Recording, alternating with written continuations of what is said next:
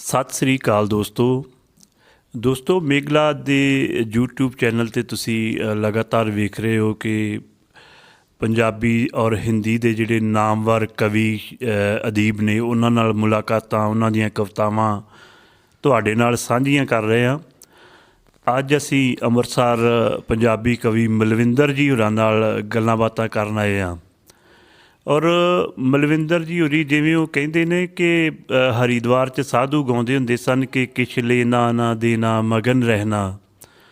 ਮਲਵਿੰਦਰ ਜੀ ਹੋਰਾਂ ਨੇ ਇਸੇ ਤਰ੍ਹਾਂ ਜਿਵੇਂ ਇੱਕ ਭਗਤੀ, ਇੱਕ ਬੰਦਗੀ ਵਜੋਂ ਕਵਿਤਾ ਨੂੰ ਲਿਆ ਆ ਔਰ ਆਪਣੀ ਸਾਰੀ ਉਮਰ ਉਹਨਾਂ ਨੇ ਕਵਿਤਾ ਦੇ ਲੇਖੇ ਲਾ ਦਿੱਤੀ ਆ। ਜਿਵੇਂ ਇੱਕ ਇਸ਼ਟ ਵਜੋਂ ਕਵਿਤਾ ਨੂੰ ਲੈ ਕੇ ਇੱਕ ਭਗਤ ਜਿਹੜਾ ਆ ਉਹ ਭਗਤੀ ਕਰਦਾ ਆ, ਇਹ ਕਵਿਤਾ ਵੀ ਉਹਨਾਂ ਲਈ ਇੱਕ ਭਗਤੀ ਦਾ ਮਰਕਜ਼ ਆ।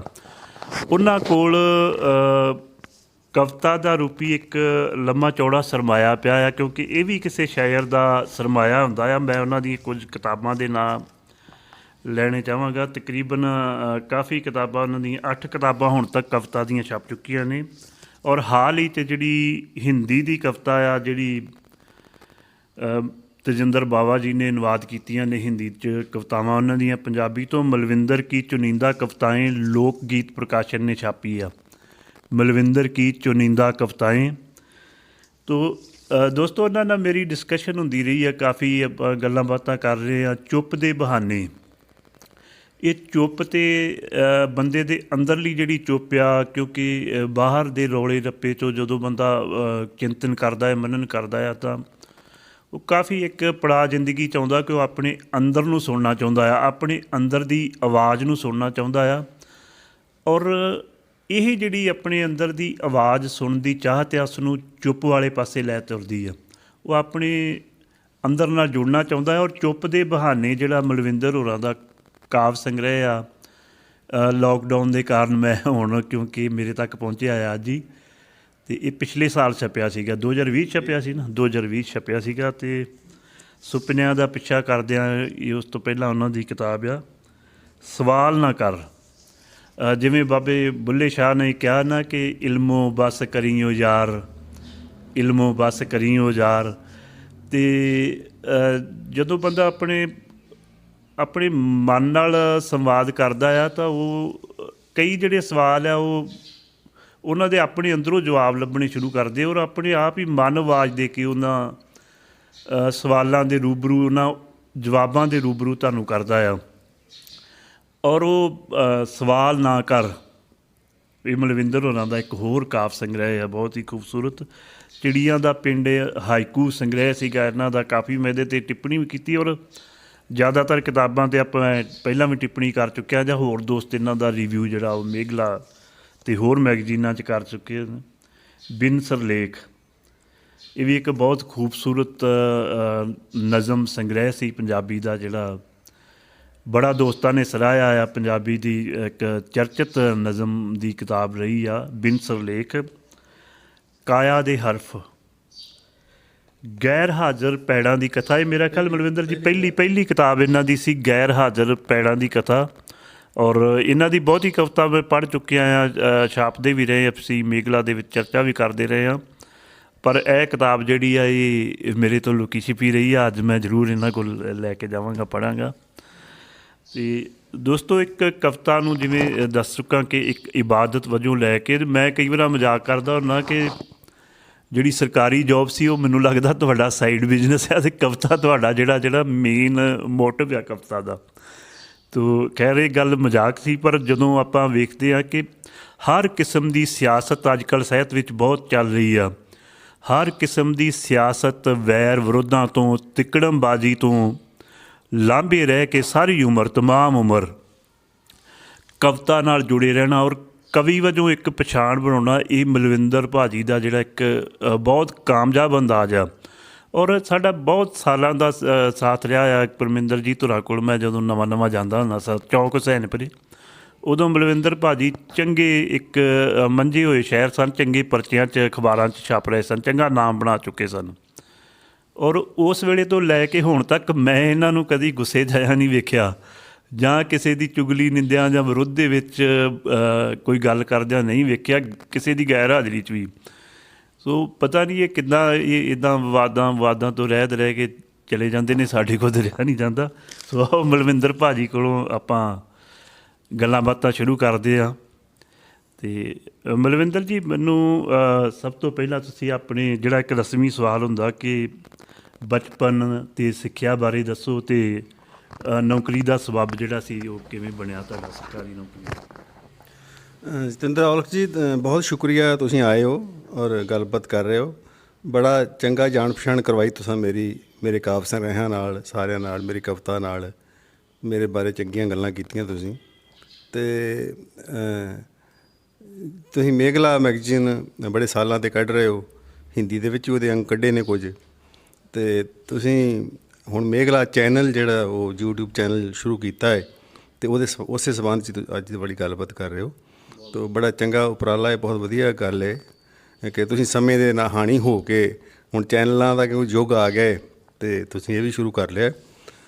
ਜਿੱਥੇ ਤੱਕ ਮੇਰੀ ਬਚਪਨ ਦੀ ਗੱਲ ਹੈ ਜਾਂ ਸਿੱਖਿਆ ਦੀ ਗੱਲ ਹੈ, ਤਾਂ ਪਿੰਡ ਦੇ ਸਕੂਲ, ਛੱਜਲਵੱਡੀ ਪਿੰਡ ਹੈ ਮੇਰਾ, ਅੰਮ੍ਰਿਤਸਰ ਜ਼ਿਲ੍ਹੇ ਦਾ, ਅਤੇ ਪਿੰਡ ਦੇ ਸਕੂਲ ਤੋਂ ਹੀ ਮੈਂ ਪੜ੍ਹਿਆ 10ਵੀਂ ਤੱਕ। ਅਤੇ ਸਧਾਰਨ ਪਰਿਵਾਰ ਦੇ ਵਿੱਚ ਹੀ ਮੇਰਾ ਜਨਮ ਹੋਇਆ ਸੀ। ਔਰ ਘਰ ਦੇ ਵਿੱਚ ਜਿਵੇਂ ਆਮ ਗੱਲ ਕਰਦੇ ਹੁੰਦੇ ਆਪਾਂ ਇਹੋ ਜਿਹੇ ਵੇਲੇ ਵੀ ਘਰ ਵਿੱਚ ਕੋਈ ਸਾਹਿਤਕ ਮਾਹੌਲ ਕੋਈ ਨਹੀਂ ਸੀ, ਘਰੋਂ ਕੋਈ ਇਹੋ ਜਿਹੀ ਕੋਈ ਗੱਲ ਸਿੱਖਣ ਨੂੰ ਮਿਲੀ ਹੋਵੇ ਕਿ ਕਿਤਾਬਾਂ ਨਾਲ ਜੋੜਨ ਦੀ ਗੱਲ ਜਾਂ ਕਵਿਤਾ ਨਾਲ ਜੋੜਨ ਦੀ ਗੱਲ ਹੋਈ ਹੋਵੇ, ਇਹੋ ਜਿਹਾ ਕੋਈ ਮਾਹੌਲ ਸਾਡੇ ਘਰ ਵਿੱਚ ਨਹੀਂ ਸੀ। ਅਤੇ 10ਵੀਂ ਪਿੰਡ ਦੇ ਸਕੂਲ ਤੋਂ ਕਰਨ ਤੋਂ ਬਾਅਦ ਮੈਂ ਅੰਮ੍ਰਿਤਸਰ DAV ਕਾਲਜ ਦਾਖਲ ਹੋ ਗਿਆ, BSc ਕਰਨ ਲੱਗ ਗਿਆ। ਅਤੇ ਉੱਥੋਂ BSc ਕਰਦਿਆਂ ਜਿਹੜੇ 3-4 ਸਾਲ ਸਨ, ਉਦੋਂ ਪੰਜਾਬੀ ਭਾਸ਼ਾ ਨਾਲੋਂ ਨਾਤਾ ਟੁੱਟਿਆ ਰਿਹਾ ਇੱਕ ਤਰ੍ਹਾਂ। ਇੰਗਲਿਸ਼ ਮੀਡੀਅਮ ਦੇ ਵਿੱਚ ਉੱਥੇ ਪੜ੍ਹਾਈ ਸੀ ਸਾਰੀ, ਅਤੇ ਸਾਰਾ ਦਿਨ ਅੰਗਰੇਜ਼ੀ ਲਿਖਣੀ, ਸੁਣਨੀ ਅਤੇ ਉਹੀ ਯਾਦ ਕਰਨੀ, ਉਹ ਸਾਰਾ ਕੁਛ ਹੀ। ਅਤੇ ਉਹ ਇੰਜ ਦਾ ਸਮਾਂ ਉਦੋਂ ਲੰਘਿਆ। ਫਿਰ ਜਦੋਂ B.Ed ਕਰਨ ਲੱਗੇ ਗੁਰੂ ਨਾਨਕ ਮਿੰਟਗੋਮਰੀ ਕਾਲਜ ਜਲੰਧਰ ਤੋਂ, ਅਤੇ ਤਦ ਨੂੰ ਮੇਰਾ ਬਚਪਨ ਦਾ ਦੋਸਤ ਪ੍ਰੋਫੈਸਰ ਕੁਲਬੀਰ ਸਿੰਘ, ਉਹ ਉਦੋਂ MPhil ਕਰ ਰਹੇ ਸਨ ਪਟਿਆਲਾ ਯੂਨੀਵਰਸਿਟੀ ਤੋਂ, ਪੰਜਾਬੀ ਯੂਨੀਵਰਸਿਟੀ, ਜਿਹੜੇ ਮੀਡੀਆ ਆਲੋਚਕ ਨੇ। ਹਾਂ, ਉਹ ਉਦੋਂ MPhil ਕਰ ਰਹੇ ਸਨ ਪੰਜਾਬੀ ਯੂਨੀਵਰਸਿਟੀ ਪਟਿਆਲੇ ਤੋਂ। ਉਹਨਾਂ ਬਚਪਨ 'ਚ 10ਵੀਂ ਤੱਕ ਉਹ ਮੇਰੇ ਨਾਲ ਰਹੇ ਨੇ ਪਿੰਡ ਵਿੱਚ, ਉਸ ਤੋਂ ਬਾਅਦ ਉਹ ਪਟਿਆਲੇ ਚਲੇ ਗਏ। ਉਹਨਾਂ ਨਾਲ ਚਿੱਠੀ ਪੱਤਰ ਹੁੰਦਾ ਰਹਿੰਦਾ ਸੀ, ਉਹਦੇ ਖਤ ਆਉਂਦੇ ਰਹਿੰਦੇ ਸੀ। ਉਹਨਾਂ ਦੇ ਖਤਾਂ ਦੀ ਭਾਸ਼ਾ ਸਾਹਿਤਕ ਹੁੰਦੀ ਸੀ ਔਰ ਉਹ ਪ੍ਰਭਾਵਿਤ ਕਰਦੀ ਸੀ, ਬੜੀ ਹੈਰਾਨ ਹੁੰਦੇ ਸੀ ਅਸੀਂ, ਵਿਚਾਰਾ ਮੁੰਡਾ ਸਾਡੇ ਕੋਲੋਂ ਇੱਥੋਂ ਗਿਆ ਹੈ ਅਤੇ ਇੰਨੀ ਵਧੀਆ ਭਾਸ਼ਾ, ਇੰਨੇ ਵਧੀਆ ਖਤ ਲਿਖਦਾ ਹੈ। ਅਤੇ ਉਹਨਾਂ ਨੇ ਹੀ ਮੈਨੂੰ ਥੋੜ੍ਹਾ ਸਾਹਿਤ ਦੇ ਨਾਲ ਜੋੜਿਆ। ਮੈਂ ਜਿਹੜੇ ਮੈਗਜ਼ੀਨ ਛਾਪਦੇ ਸੀ ਉਦੋਂ, ਨਾਗਮਣੀ ਹੋਇਆ, ਪ੍ਰੀਤਲੜੀ ਹੋਇਆ, ਨੀਲਮਣੀ ਛਾਪਦਾ ਹੁੰਦਾ ਸੀ ਜਲੰਧਰ ਤੋਂ, ਲੋ ਛਾਪਦਾ ਸੀ ਅੰਮ੍ਰਿਤਸਰ ਤੋਂ, RC ਛਾਪਦਾ ਸੀ ਉੱਥੋਂ ਦਿੱਲੀ ਤੋਂ। ਇਹ ਮੈਗਜ਼ੀਨ ਮੈਂ ਉਦੋਂ ਪੜ੍ਹਨੇ ਸ਼ੁਰੂ ਕੀਤੇ। ਇਹ ਮਤਲਬ 1981-82 ਦੀ ਗੱਲ ਹੈ, ਜਦੋਂ ਮੈਂ B.Ed ਕਰ ਰਿਹਾ ਸੀ। ਅਤੇ ਉਦੋਂ ਮੈਂ ਪਹਿਲੀ ਵਾਰ ਸਾਹਿਤ ਨਾਲ ਜੁੜਿਆ, ਔਰ ਉਹਦਾ ਜਿਹੜਾ ਕਾਰਨ ਸੀ ਉਹ ਪ੍ਰੋਫੈਸਰ ਕੁਲਬੀਰ ਸਿੰਘ ਸੀ। ਉਸ ਤੋਂ ਬਾਅਦ ਪ੍ਰਾਈਵੇਟ ਜੋਬ ਵੀ ਕੀਤੀ? ਪ੍ਰਾਈਵੇਟ, ਹਾਂ, B.Ed ਕਰਨ ਤੋਂ ਬਾਅਦ ਫਿਰ ਇੱਕਦਮ ਤਾਂ ਸਰਕਾਰੀ ਨੌਕਰੀ ਨਹੀਂ ਮਿਲ ਜਾਂਦੀ ਨਾ, ਅਤੇ ਮੈਨੂੰ ਵੀ 5-6 ਸਾਲ ਜਿਹੜਾ ਇਹ ਪ੍ਰਾਈਵੇਟ ਸਕੂਲਾਂ 'ਚ ਨੌਕਰੀ ਕਰਨੀ ਪਈ। ਹਾਂਜੀ, ਠੀਕ ਹੈ ਜੀ। ਅਤੇ ਬਲਵਿੰਦਰ ਜੀ, ਕਵਿਤਾ ਦੀ ਜਿਹੜੀ ਸਿਰਜਣਾਤਮਕ ਪ੍ਰਵਿਰਤੀ ਆ, ਕੋਈ ਵੀ ਲਾ ਲਓ, ਜਾਂ ਕਵਿਤਾ ਦੀ, ਇਹ ਬਾਈ ਬੋਰਨ ਹੁੰਦੀ ਆ ਬੰਦੇ ਦੇ ਅੰਦਰ, ਜਿਵੇਂ ਜਮਾਂਦਰੂ ਹੁੰਦੀ ਆ। ਜਾਂ ਤੁਹਾਨੂੰ ਕਿਵੇਂ ਪਤਾ ਲੱਗਾ ਸੀ ਕਿ ਮੇਰੇ ਅੰਦਰ ਇੱਕ ਕਵੀ ਬੈਠਾ ਆ? ਬਚਪਨ ਤੋਂ ਤੁਹਾਨੂੰ ਪਤਾ ਸੀ ਕਿ ਬਾਅਦ ਲਿਖਣੀ ਸ਼ੁਰੂ? ਜਿਵੇਂ ਬਹੁਤ ਸਾਰੇ ਕਵੀਆਂ ਕੋਲੋਂ ਤਾਂ ਇਹੋ ਸੁਣਨ ਨੂੰ ਮਿਲਦਾ ਹੈ ਕਿ ਮੈਂ ਜੀ ਬਚਪਨ ਵਿੱਚ ਹੀ ਕਵਿਤਾ ਲਿਖਣੀ ਸ਼ੁਰੂ ਕਰ ਦਿੱਤੀ ਸੀ, ਜਾਂ ਮੈਂ ਪਹਿਲੀ ਕਵਿਤਾ ਤੀਜੀ ਜਮਾਤ 'ਚ ਪੜ੍ਹਦਿਆਂ ਸ਼ੁਰੂ ਲਿਖੀ ਸੀ। ਪਰ ਮੇਰੇ ਨਾਲ ਅਜਿਹਾ ਨਹੀਂ ਵਾਪਰਿਆ, ਜਿਵੇਂ ਪਹਿਲਾਂ ਹੀ ਮੈਂ ਗੱਲ ਕੀਤੀ ਹੈ ਕਿ ਮੇਰਾ ਤਾਂ ਪੜ੍ਹਾਈ ਦੌਰਾਨ BSc ਕਰਦਿਆਂ, B.Ed ਕਰਦਿਆਂ ਕੋਈ ਨਹੀਂ, ਨਾਤਾ ਹੀ ਨਹੀਂ ਸੀ ਕਵਿਤਾ ਨਾਲ, ਕਿਸ ਤਰ੍ਹਾਂ ਦਾ ਕੋਈ ਰਿਸ਼ਤਾ ਹੀ ਨਹੀਂ ਸੀ। ਹਾਂ, B.Ed ਕਰਦਿਆਂ ਮੈਂ ਇੱਕ ਵਾਰ ਪ੍ਰੋਫੈਸਰ ਕੁਲਬੀਰ ਸਿੰਘ ਹੋਰਾਂ ਨੂੰ ਕੋਈ ਚਿੱਠੀ ਲਿਖੀ ਵੀ ਮੈਨੂੰ ਕੋਈ ਆਪਣੀਆਂ ਕਵਿਤਾਵਾਂ ਭੇਜੋ। ਮੈਂ ਤਾਂ ਮੰਗਵਾਈਆਂ ਸਨ ਕਿ ਕਈ ਵਾਰ ਕਾਲਜ ਦੇ ਵਿੱਚ B.Ed ਕਰਦਿਆਂ ਬੈਠੇ ਹੋਵੋ, ਇਕੱਠੇ ਸਟੂਡੈਂਟਸ ਬੈਠੇ ਹੋਣ, ਪ੍ਰੋਫੈਸਰ ਬੈਠੇ ਹੋਣ, ਤੂੰ ਚੱਲਦਾ ਵੀ ਚੱਲ ਵੀ ਤੂੰ ਕੋਈ ਗਾਣਾ ਸੁਣਾ, ਚੱਲ ਤੂੰ ਕੁਛ ਕਵਿਤਾ ਸੁਣਾ, ਅਤੇ ਚਲੋ ਕੋਈ ਕਵਿਤਾਵਾਂ ਇੱਕ ਦੋ ਹੋਣਗੀਆਂ ਮੇਰੇ ਕੋਲ, ਤਾਂ ਮੈਂ ਪੜ੍ਹ ਦਿਆ ਕਰਾਂਗਾ। ਉਹਨਾਂ ਨੇ ਮੈਨੂੰ ਕਵਿਤਾਵਾਂ ਭੇਜ ਦਿੱਤੀਆਂ, ਅਤੇ ਨਾਲ ਉਹਨਾਂ ਇਹ ਲਿਖਿਆ ਕਿ ਜੇ ਤੂੰ ਇਹ ਕਵਿਤਾ ਆਪਣੇ ਕਾਲਜ ਮੈਗਜ਼ੀਨ 'ਚ ਛਪਾਉਣੀ ਹੈ ਅਤੇ ਆਪ ਲਿਖ। ਉਹ ਆਪ ਲਿਖ ਜਿਹੜਾ ਸੀ, ਉਹ ਸਟਰਾਈਕ ਕਰ ਗਿਆ ਕਿਤੇ ਨਾ ਕਿਤੇ, ਵੀ ਮੈਂ ਲਿਖ ਵੀ ਸਕਦਾ ਵਾਂ, ਮਤਲਬ ਅੰਦਰ ਚਿੰਗਾਰੀ। ਹਾਂ, ਵੀ ਕਵਿਤਾ ਲਿਖ ਵੀ ਸਕਦਾ। ਉਹ ਇੰਨੀ ਗੱਲ ਨਾਲ ਹੀ ਨਾ ਮੈਂ ਲਿਖਣ ਲੱਗ ਪਿਆ। ਫਿਰ ਮੈਂ ਲਿਖ ਕੇ ਉਹਨਾਂ ਨੂੰ ਭੇਜਣੀ, ਫਿਰ ਉਹਨਾਂ ਨੇ ਠੀਕ ਠਾਕ ਕਰ ਦੇਣੀ, ਅਤੇ ਫਿਰ ਉਹਨਾਂ ਨੇ ਇੱਕ ਦੋ ਮੈਗਜ਼ੀਨਾਂ ਦੇ ਨਾਂ ਦੱਸੇ, ਉਹਨਾਂ ਨੂੰ ਭੇਜੀ, ਉੱਥੇ ਛਪ ਗਈ। ਤੇ ਛਪਣ ਤੋਂ ਬਾਅਦ ਤੇ ਫਿਰ ਅੰਦਰ ਅਹਿਸਾਸ ਪੱਕਾ ਹੋ ਗਿਆ ਵੀ ਨਹੀਂ ਹੈ ਕਵਿਤਾ ਕਿਤੇ ਨਾ ਕਿਤੇ। ਤੇ ਇੰਜ ਪਹਿਲੀ ਵਾਰ ਕਵਿਤਾ ਜਿਹੜੀ ਉਹ ਜਦੋਂ ਪਹਿਲੀ ਵਾਰ ਛਪਣ ਦਾ ਸਬੱਬ ਬਣਿਆ ਉਹ ਕਦੋਂ?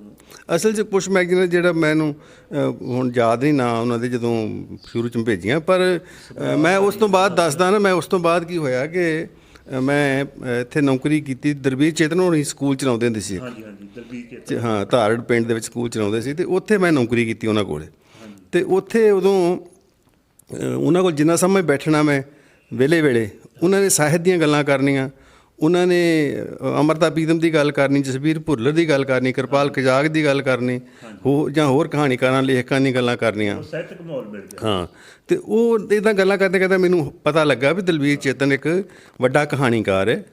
ਇਹ ਗੱਲ ਮੈਨੂੰ ਉੱਥੇ ਆ ਕੇ ਪਤਾ ਲੱਗੀ, ਉਸ ਤੋਂ ਪਹਿਲਾਂ ਨਹੀਂ ਸੀ ਮੈਨੂੰ ਇਹ ਹਾਂ, ਉਹਨਾਂ ਦੇ ਕੋਲ ਰਹਿ ਗਈ। ਅਤੇ ਫਿਰ ਮੈਂ ਇੱਕ ਦਿਨ ਝਕਦਿਆਂ ਕਿਹਾ ਵੀ ਮੈਂ ਵੀ ਕਵਿਤਾ ਲਿਖੀ ਹੈ ਅਤੇ ਮੇਰੀ ਕਵਿਤਾ ਲੋਚ ਛਪ ਜਾਊਗੀ।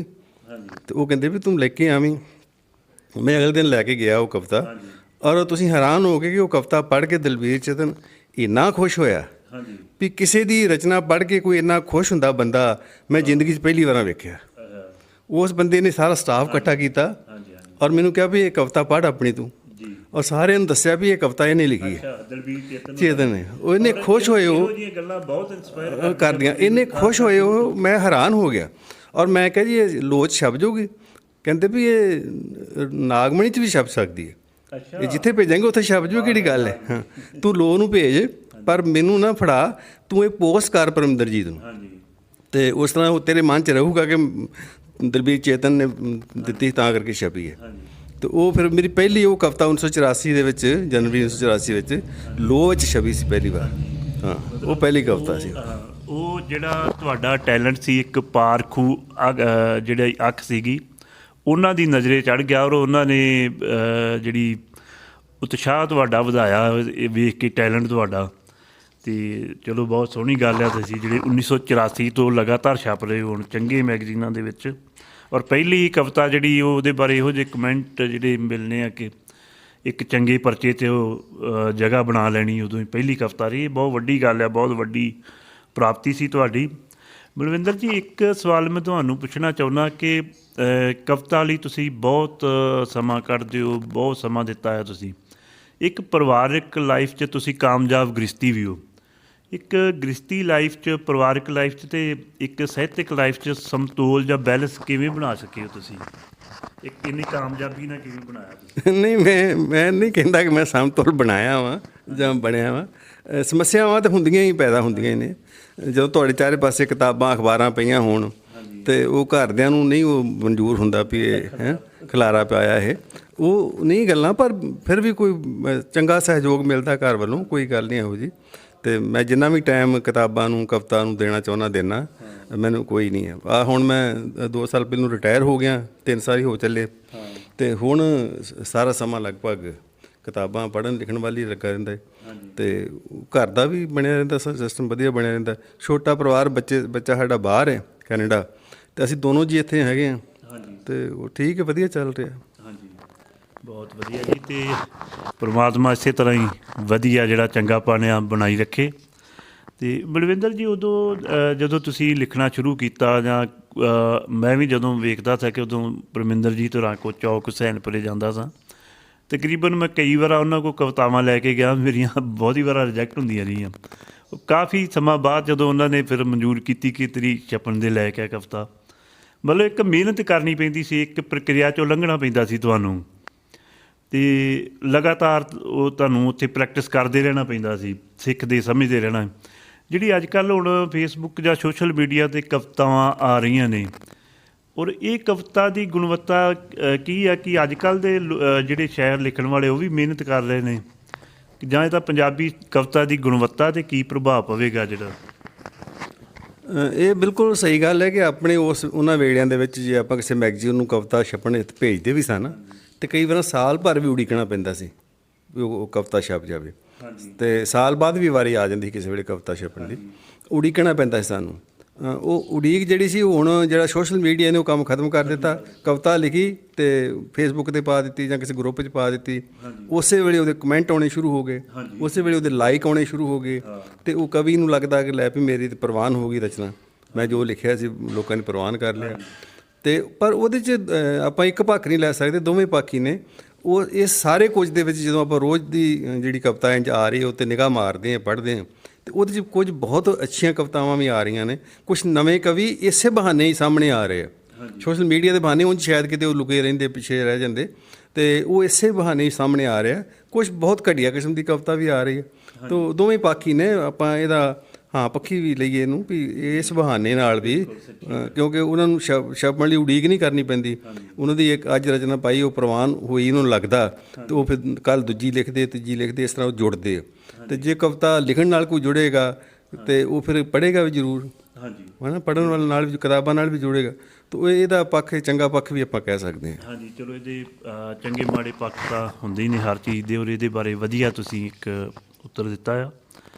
ਮਲਵਿੰਦਰ ਜੀ, ਤੁਸੀਂ ਇੱਕ ਸਾਹਿਤਕ ਸੰਸਥਾ ਵੀ ਚਲਾ ਰਹੇ ਹੋ, ਹੋਰ ਵੀ ਬਹੁਤ ਸਾਰੀਆਂ ਚੱਲ ਰਹੀਆਂ, ਪਰ ਇਸ ਦੇ ਬਾਵਜੂਦ ਜਿਹੜੀਆਂ ਪਹਿਲਾਂ ਸਾਹਿਤ ਸਭਾਵਾਂ ਹੁੰਦੀਆਂ ਸੀ ਉਹਦੇ ਵਿੱਚ ਇੱਕ ਮੰਥਨ ਹੁੰਦਾ ਸੀ, ਚਿੰਤਨ ਹੁੰਦਾ ਸੀ, ਰਚਨਾਵਾਂ ਸੁਣੀਆਂ ਜਾਂਦੀਆਂ ਸੀ, ਉਹਨਾਂ 'ਤੇ ਖੁੱਲ੍ਹੇ ਦਿਲ ਨਾਲ ਜਿਹੜੀ ਆ ਉਹ ਵਿਚਾਰ ਵਟਾਂਦਰਾ ਕੀਤਾ ਜਾਂਦਾ ਸੀ।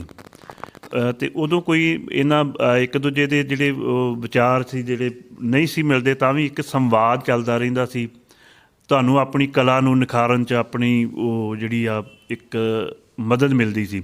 ਪਰ ਅੱਜ ਸੰਵਾਦ ਦਾ ਯੁੱਗ ਖਤਮ ਨਹੀਂ ਹੁੰਦਾ ਜਾ ਰਿਹਾ। ਜੇ ਸਾਹਿਤਕ ਸੰਸਥਾਵਾਂ ਜਿਹੜੀਆਂ ਛੋਟੇ ਛੋਟੇ ਗਰੁੱਪ ਜੇ ਧੜੇ ਜਿਹੇ ਬਣ ਕੇ ਰਹਿ ਗਈਆਂ ਨੇ, ਉਹ ਪਹਿਲਾਂ ਵਾਲਾ ਸੰਵਾਦ ਦਾ ਯੁੱਗ ਹੈ ਅੱਜ? ਇਹ ਗੱਲ ਬਿਲਕੁਲ ਤੁਹਾਡੀ ਸਹੀ ਹੈ, ਮੈਂ ਸਹਿਮਤ ਹਾਂ ਤੁਹਾਡੇ ਨਾਲ ਕਿ ਅੱਜ ਜਿਹੜੀਆਂ ਸਾਹਿਤ ਸਭਾਵਾਂ ਨੇ ਉਹਨਾਂ ਦੀ ਕਾਰਗੁਜ਼ਾਰੀ ਜਿਹੜੀ ਹੈ ਉਹ ਸੀਮਤ, ਜਿੱਦਾਂ ਉਹਨਾਂ ਨੇ ਆਪਣੇ ਜਿਹੜੇ ਉਹਨਾਂ ਦਾ ਆਪਣੇ ਨਾਲ ਜੁੜੇ ਲੋਕ ਨੇ, ਉਹਨਾਂ ਦੇ ਵਿੱਚੋਂ ਕਿਸੇ ਨੂੰ ਸੱਦ ਕੇ ਉਹਦਾ ਰੂਬਰੂ ਕਰਵਾਉਣਾ, ਉਹਦਾ ਸਨਮਾਨ ਕਰਨਾ, ਇਸ ਤਰ੍ਹਾਂ ਦੀਆਂ, ਜਾਂ ਉਹਨਾਂ ਦੀਆਂ ਕਿਤਾਬਾਂ ਦੇ ਬਾਰੇ ਕੋਈ ਚਰਚਾ ਕਰਵਾਉਣੀ, ਇੰਝ ਹੋ ਗਿਆ। ਅਤੇ ਅਸੀਂ ਪੰਜਾਬੀ ਸਾਹਿਤ ਸੰਗਮ ਨਾਂ ਦੀ ਸੰਸਥਾ ਚਲਾ ਰਹੇ ਹਾਂ। ਅਸੀਂ ਉਹ 'ਚ 2-3 ਗੱਲਾਂ ਨਵੀਆਂ ਜ਼ਰੂਰ ਕੀਤੀਆਂ ਵੀ ਇੱਕ ਤਾਂ ਅਸੀਂ ਆਪਣੇ ਸੰਸਥਾ ਤੋਂ ਬਾਹਰਲੇ ਕਿਸੇ ਬੰਦੇ ਦੀ ਕਿਤਾਬ ਦਾ ਕੋਈ ਫੰਕਸ਼ਨ ਨਹੀਂ ਕਰਦੇ। ਅੱਛਾ, ਅਸੀਂ ਕਹਿੰਦੇ ਨਹੀਂ ਵੀ ਅਸੀਂ ਨਹੀਂ ਕਰ ਸਕਦੇ, ਤੁਸੀਂ ਕਿਸੇ ਹੋਰ ਤੋਂ ਕਰਵਾ ਲਓ। ਦੂਜਾ, ਅਸੀਂ ਪ੍ਰਧਾਨਗੀ ਮੰਡਲ ਨਹੀਂ ਸਜਾਉਂਦੇ। ਜਿੰਨੇ ਵੀ ਲੋਕ ਆਉਂਦੇ ਨੇ ਸਾਹਮਣੇ ਬੈਠਦੇ ਆ, ਸਾਰੇ ਪ੍ਰਧਾਨਗੀ ਮੰਡਲ ਹੁੰਦੇ, ਉਹ ਹੁੰਦੇ। ਅਤੇ ਤੀਸਰਾ, ਅਸੀਂ ਆਪਣੇ ਮੈਂਬਰਾਂ ਵਾਸਤੇ ਜ਼ਰੂਰੀ ਕੀਤਾ ਹੈ ਕਿ ਉਹ ਹਰ ਸਮਾਗਮ 'ਚ ਉਹਨਾਂ ਨੇ ਸ਼ਾਮਲ ਹੋਣਾ। ਜੇ ਉਹ 2-3 ਵਾਰ ਲਗਾਤਾਰ ਗੈਰ ਹਾਜ਼ਰ ਰਹਿੰਦੇ ਨੇ ਅਤੇ ਫਿਰ ਅਸੀਂ ਉਹਨਾਂ ਨੂੰ ਪੁੱਛਦੇ ਵੀ ਹਾਂ ਵੀ ਤੁਸੀਂ ਕਿੱਦਾਂ ਰਹਿਣਾ ਸਾਡੇ ਨਾਲ ਜਾਂ ਨਹੀਂ। ਅਤੇ ਇਸ ਤਰ੍ਹਾਂ ਦੇ ਕੁਛ ਅਸੀਂ ਬਣਾਏ ਨਹੀਂ, ਬਾਕੀ ਸੰਸਥਾਵਾਂ ਨੂੰ ਥੋੜ੍ਹਾ ਜਿਹਾ ਵੱਖਰਾ ਅਸੀਂ ਕੀਤਾ।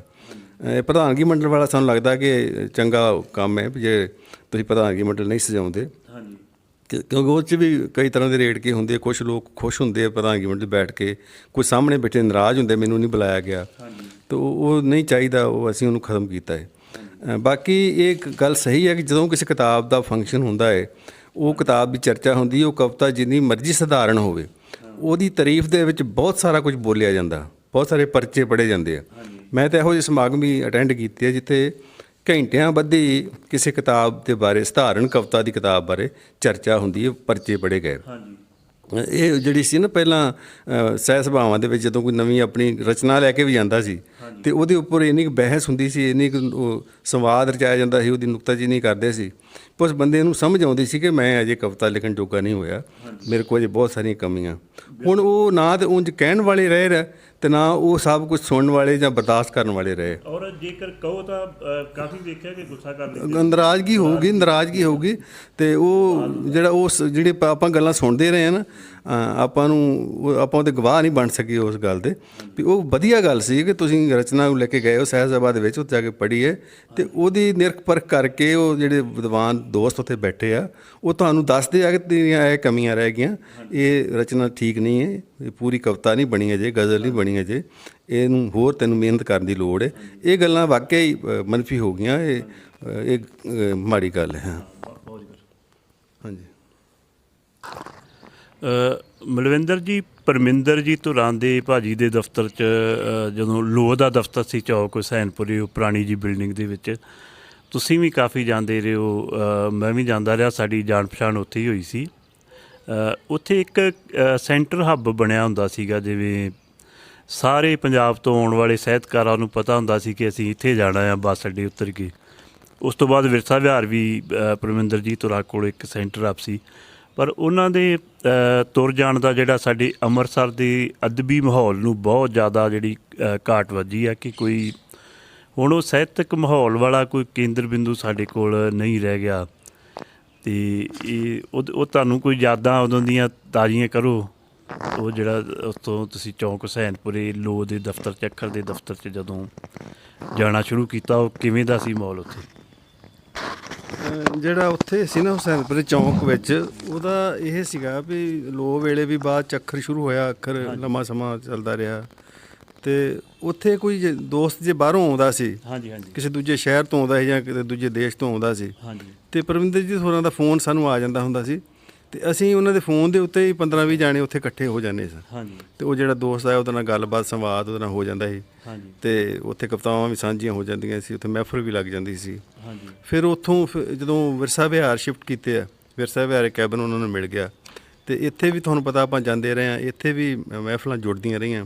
ਇੱਥੇ ਵੀ ਜਦੋਂ ਕੋਈ ਸ਼ਾਇਰ ਦੋਸਤ ਆਉਂਦਾ ਸੀ ਅਤੇ ਉਹ ਸਾਨੂੰ ਫੋਨ ਕਰਕੇ ਬੁਲਾ ਲੈਂਦੇ ਸੀ, ਅਤੇ ਆਪਾਂ ਕਰਦੇ ਰਹੇ। ਉਦੋਂ ਵਿਰਸਾ ਵਿਹਾਰ ਜਾਣਾ ਨਾ ਲੱਗਦਾ ਹੁੰਦਾ ਸੀ ਕਿ ਅੱਜ ਮੈਂ ਨਹੀਂ ਗਿਆ ਵਿਰਸਾ ਵਿਹਾਰ, ਅਤੇ ਕੁਝ ਰਹਿ ਗਿਆ, ਕੁਝ ਛੁੱਟ ਗਿਆ ਲੱਗਦਾ। ਉਦੋਂ ਔਰਾ ਹੀ ਇੱਦਾਂ ਦਾ। ਹਾਂ, ਤਾਂ ਕੁਝ ਮਤਲਬ ਇੱਕ ਦੋ ਨਾਗੇ ਪੈ ਜਾਣੇ, ਅਤੇ ਉਹ ਉੱਧਰੋਂ ਵੀ ਫੋਨ ਆ ਜਾਣਾ ਪਰਮਿੰਦਰਜੀਤ ਹੋਣਾ ਦਾ ਵੀ ਤੂੰ ਮਾਸਟਰ ਆਇਆ ਨਹੀਂ, 3 ਦਿਨ ਹੋ ਗਿਆ, ਅਤੇ ਤੈਨੂੰ ਅਸੀਂ ਉਹਨਾਂ ਨੇ ਇੱਕ ਅੱਖਰ ਕਬੀਲਾ ਨਾਂ ਦੀ ਸੰਸਥਾ ਬਣਾਈ ਸੀ, ਅਤੇ ਵੀ ਤੈਨੂੰ ਅੱਖਰ ਕਬੀਲਾ 'ਚੋਂ ਅਸੀਂ ਕੱਢ ਦੇਣਾ, ਕਾਵ ਕਬੀਲਾ, ਮਜ਼ਾਕ ਕਰਨਾ ਉਹਨੇ। ਅਤੇ ਉਹ ਇੱਕ ਸੀਗਾ ਵਾਕਿਆ ਉਹ ਮਾਹੌਲ ਜਿਹੜਾ ਉਹਨਾਂ ਤੋਂ ਬਾਅਦ ਉਹ ਨਹੀਂ ਬਣਿਆ। ਉਸ ਤਰ੍ਹਾਂ ਦਾ ਕੋਈ ਸੈਂਟਰ ਪਲੇਸ, ਇੱਦਾਂ ਦੀ ਕੋਈ ਜਗ੍ਹਾ ਜਿੱਥੇ ਅਸੀਂ ਮਾਣ ਨਾਲ ਜਾ ਸਕਦੇ ਹੋਈਏ, ਅਤੇ ਜਾਂ ਸਾਨੂੰ ਲੱਗਦਾ ਹੋਵੇ ਕਿ ਅਸੀਂ ਉੱਥੇ ਗਏ ਨਹੀਂ ਜਾਂ ਅੱਜ। ਵਿਰਸਾ ਵਿਹਾਰ 'ਚੋਂ ਅਤੇ ਸਾਹਿਤਕ ਸਰਗਰਮੀਆਂ ਨੂੰ ਮਨਫੀ ਕਰ ਦਿੱਤਾ ਗਿਆ, ਜਾਂ ਉੱਥੇ ਵਿਰਸਾ ਵਿਹਾਰ ਦਾ ਮਾਹੌਲ ਬਾਅਦ 'ਚੋਂ ਕਈ ਗੱਲਾਂ ਉੱਥੇ ਵਾਪਰ ਗਈਆਂ, ਕਈ ਕੁਛ ਹੋ ਗਿਆ, ਅਤੇ ਉਹ ਚਲੋ ਉਹਦੀ ਗੱਲ ਆਪਾਂ ਬਹੁਤਾ ਵਿਸਤਾਰ 'ਚ ਨਹੀਂ ਕਰਦੇ। ਪਰ ਪਰਮਿੰਦਰਜੀਤ ਹੋਣਾ ਦੇ ਤੋਂ ਬਾਅਦ ਉਹ ਉਸ ਤਰ੍ਹਾਂ ਦੀ ਮਹਿਫਲਾਂ ਜਿਹੜੀਆਂ ਉਹ ਨਹੀਂ ਲੱਗੀਆਂ, ਨਹੀਂ ਲੱਗ ਰਹੀਆਂ, ਇਹ ਗੱਲ ਬਿਲਕੁਲ ਪੱਕੀ ਹੈ। ਹਾਂ ਮਲਵਿੰਦਰ ਜੀ, ਮੈਂ ਕੁਝ ਹੋਰ ਸਵਾਲਾਂ ਤੋਂ ਬਾਅਦ ਫਿਰ ਤੁਹਾਡੀ ਕਵਿਤਾ ਵਾਲੇ ਪਾਸੇ ਮੋੜਨਾ ਚਾਹੁੰਦਾ ਹਾਂ। ਅਤੇ ਇਨਸਾਨ ਬਾਹਰ ਸਮਾਜ 'ਚ ਵਿਚਰਦਾ ਹਰ ਕਿਸਮ ਦੀਆਂ ਘਟਨਾਵਾਂ ਦਾ, ਚੰਗੀਆਂ ਬੁਰੀਆਂ ਦਾ ਪ੍ਰਭਾਵ ਲੈਂਦਾ ਆ। ਆਟੋਮੈਟਿਕਲੀ ਉਹ ਸਾਡੇ ਮਨ ਦੇ ਪ੍ਰਿਜ਼ਮ 'ਚੋਂ ਲੰਘ ਕੇ ਸਾਡੀ ਵਿਚਾਰਧਾਰਾ ਨੂੰ, ਸਾਡੀ ਸੋਚ ਨੂੰ ਗਹਿਰੇ ਢੰਗ ਨਾਲ ਪ੍ਰਭਾਵਿਤ ਕਰਦੀਆਂ ਨੇ। ਅਤੇ ਜਿਹੜਾ ਸ਼ਾਇਰ ਮਨ ਹੁੰਦਾ ਆ, ਚਿੰਤਨਸ਼ੀਲ ਹੁੰਦਾ, ਔਰ ਉਹਨਾਂ ਦਾ ਚਿੰਤਨ ਕਰਦਾ ਆ, ਮਨਨ ਕਰਦਾ ਆ। ਮੇਰਾ ਖਿਆਲ ਤੁਹਾਡੀ ਕਵਿਤਾ ਇਸੇ ਚਿੰਤਨ ਜਾਂ ਮਨਨ ਦਾ ਜਿਹੜਾ ਪ੍ਰਤੀਰੂਪ ਆ, ਜਿਹੜਾ ਉਹ ਪ੍ਰਤੱਖ ਰੂਪ ਆ। ਅਸਲ ਦੇ ਵਿੱਚ ਇਹ ਹੁੰਦਾ ਕਿ ਜਦੋਂ ਸਮਾਜ ਦੇ ਵਿੱਚ ਜੋ ਵੀ ਵਾਪਰਿਆ ਹੁੰਦਾ ਹੈ, ਜਾਂ ਰਾਜਨੀਤਿਕ ਪੱਧਰ 'ਤੇ ਜੋ ਘਟਨਾਵਾਂ ਵਾਪਰ ਰਹੀਆਂ ਹੁੰਦੀਆਂ, ਉਹਦਾ ਅਸਰ ਬਹੁਤ ਜ਼ਿਆਦਾ ਪੈਂਦਾ ਹੈ। ਸਭ ਤੋਂ ਵੱਧ ਸ਼ਾਇਰ ਉੱਪਰ ਪੈਂਦਾ, ਸਮੁੱਚੇ ਲੇਖਕਾਂ ਕਲਾਕਾਰਾਂ ਉੱਪਰ ਪੈਂਦਾ ਹੈ, ਸ਼ਾਇਰਾਂ ਉੱਪਰ, ਕਵਿਤਾ ਉੱਪਰ ਬਹੁਤ ਜ਼ਿਆਦਾ ਪ੍ਰਭਾਵ ਪੈਂਦਾ ਹੈ। ਆਪਾਂ ਵੇਖਿਆ ਨਕਸਲਬੜੀ ਲਹਿਰ ਦੌਰਾਨ ਬਹੁਤ ਸਾਰੀ ਕਵਿਤਾ ਲਿਖੀ ਗਈ, ਬਹੁਤ ਸਾਰੇ ਨਵੇਂ ਕਵੀ ਹੋਂਦ ਵਿੱਚ ਆਏ। ਇਸ ਤਰ੍ਹਾਂ ਹੀ ਬਾਅਦ ਵਾਲੀਆਂ ਲਹਿਰਾਂ, ਜਦੋਂ 84 ਵਾਲੀਆਂ ਲਹਿਰਾਂ ਲੈ ਲਓ, ਉਦੋਂ ਬਹੁਤ ਸਾਰੀ ਕਵਿਤਾ ਉਸ ਵਾਲੀ ਲਿਖੀ ਗਈ, ਔਰ ਬਹੁਤ ਸਾਰੇ ਨਵੇਂ ਕਵੀ ਵੀ ਸਾਹਮਣੇ ਉਦੋਂ ਆਏ। ਇਸ ਤਰ੍ਹਾਂ ਹੀ ਹੁਣ ਪਿੱਛੇ ਪਹਿਲਾਂ ਆਪਣਾ ਕਰੋਨਾ ਦਾ ਸੰਕਟ ਆਇਆ, ਅਤੇ ਕਰੋਨਾ ਨੂੰ ਲੈ ਕੇ ਬਹੁਤ ਸਾਰੇ ਕਵੀਆਂ ਨੇ ਕਵਿਤਾਵਾਂ ਲਿਖੀਆਂ, ਔਰ ਉਹਨਾਂ 'ਚ ਕੁਝ ਬਹੁਤ ਵਧੀਆ ਕਵਿਤਾਵਾਂ ਵੀ ਲਿਖੀਆਂ ਗਈਆਂ। ਫਿਰ ਉਹ ਤੋਂ ਬਾਅਦ ਕਿਸਾਨੀ ਸੰਘਰਸ਼ ਚੱਲ ਪਿਆ, ਜਿਹੜਾ ਅੱਜ ਤੱਕ ਜਾਰੀ ਹੈ, ਅਤੇ ਕਿਸਾਨੀ ਸੰਘਰਸ਼ ਉੱਪਰ ਇੰਨੀ ਜ਼ਿਆਦਾ ਕਵਿਤਾ ਲਿਖੀ ਗਈ ਵੀ ਹੁਣ ਉਹ ਕਾਵ ਸੰਗ੍ਰਹਿ ਛਪਣ ਲੱਗ ਪਏ ਨੇ, ਉਹ ਕਵਿਤਾਵਾਂ ਇਕੱਠੀਆਂ ਕਰਕੇ ਸ਼ਾਇਰਾਂ ਦੀਆਂ। ਰਵਿੰਦਰ ਜੀ, ਮੈਂ ਚਾਹੁੰਦਾ ਕਿਸਾਨੀ ਸੰਘਰਸ਼ 'ਤੇ ਤੁਸੀਂ ਵੀ ਕੁਝ ਲਿਖਿਆ ਹੋਏਗਾ, ਸੁਣਾਓ ਤੁਸੀਂ ਮੇਘਲਾ ਦੇ ਪਾਠਕਾਂ ਲਈ। ਹਾਂਜੀ, ਮੈਂ ਤੁਹਾਨੂੰ ਉਹਦੇ ਬਾਰੇ ਮੈਂ ਕਵਿਤਾਵਾਂ ਲਿਖੀਆਂ ਨੇ, ਕਿਸਾਨੀ ਸੰਘਰਸ਼ ਬਾਰੇ ਕੁਛ, ਉਹਦੇ ਇੱਕ ਕਵਿਤਾ ਮੈਂ ਤੁਹਾਡੇ ਨਾਲ ਸਾਂਝੀ ਕਰਦਾ। ਆ ਲਓ ਪੜ੍ਹੋ। ਜ਼ਰੂਰ।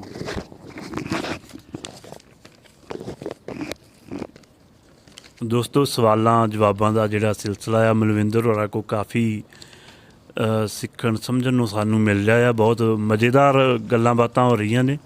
ਪਰ ਪਹਿਲਾਂ ਅਸੀਂ ਕਿਸਾਨੀ ਸੰਘਰਸ਼ ਬਾਰੇ ਜਿਹੜੀ ਉਹਨਾਂ ਨੇ ਕਵਿਤਾ ਲਿਖੀ ਹੈ, ਉਹ ਤੁਹਾਡੀ ਨਜ਼ਰ ਕਰ ਰਹੇ ਹਾਂ। ਇਰਸ਼ਾਦ ਆ ਮਲਵਿੰਦਰ ਜੀ। ਹਾਂਜੀ, ਉਹ ਇਸ ਤਰ੍ਹਾਂ ਹੀ ਜੀ, ਕਵਿਤਾਵਾਂ ਤਾਂ ਹੋਰ ਵੀ ਲਿਖੀਆਂ ਨੇ ਮੈਂ, ਪਰ ਛੋਟੀ ਕਵਿਤਾ ਮੈਂ ਤੁਹਾਡੇ ਨਾਲ ਸਾਂਝੀ ਕਰਦਾ ਕਿ ਮੈਂ ਕਿਸਾਨਾਂ ਨਾਲ ਖੜਾ ਹਾਂ। ਕਿਸਾਨ ਨਹੀਂ ਹਾਂ ਮੈਂ, ਕਿਸਾਨਾਂ ਦੇ ਨਾਲ ਖੜਾ ਹਾਂ। ਖੇਤ ਮੇਰੇ ਨਹੀਂ ਹਨ, ਖੇਤ ਮੇਰੇ ਨਹੀਂ ਹਨ, ਪਰ ਖੇਤਾਂ ਨਾਲ ਮੇਰੇ ਰਿਸ਼ਤੇ ਦਾ ਮੇਰਾ ਭਰਿਆ ਢਿੱਡ ਹੁੰਗਾਰਾ ਭਰਦਾ ਹੈ। ਵਾਹ ਵਾਹ ਜੀ ਵਾਹ। ਮੇਰੇ ਬੋਝੇ ਵਿੱਚ ਛਣਕਦੀ ਭਾਨ ਲੈ ਲਹਾਉਂਦੇ ਖੇਤਾਂ ਦੀ ਗਵਾਹੀ ਹੈ। ਮੇਰੇ ਬੋਝੇ ਵਿੱਚ ਛਣਕਦੀ ਭਾਨ ਲੈ ਲਾਉਂਦੇ ਖੇਤਾਂ ਦੀ ਗਵਾਹੀ ਹੈ। ਮੇਰੇ ਤਨ 'ਤੇ ਸੱਜੇ ਵਸਤਰ ਖੇਤਾਂ ਵਿੱਚ ਉੱਗੇ ਕੱਜਣ ਦੀ ਰਹਿਮਤ ਹਨ। ਹਾਂਜੀ। ਮੇਰੇ ਤਨ ਤੇ ਸੱਜੇ ਵਸਤਰ ਖੇਤਾਂ ਵਿੱਚ ਉੱਗੇ ਕੱਜਣ ਦੀ ਰਹਿਮਤ ਹਨ। ਮੇਰੇ ਸਾਹਾਂ ਵਿੱਚ ਖੇਤਾਂ ਦੀ ਮਹਿਕ ਦੀ ਤਾਜ਼ਗੀ ਹੈ। ਵਾਹ ਜੀ। ਮੇਰੀ ਹੈਂਕੜ ਅਤੇ ਸਵੈਮਾਨ, ਹਾਂ। ਮੇਰੀ ਹੈਂਕੜ ਅਤੇ ਸਵੈਮਾਨ ਮਿੱਟੀ 'ਚ ਉੱਗਿਆ ਅਨਾਜ ਹੈ। ਹਾਂਜੀ।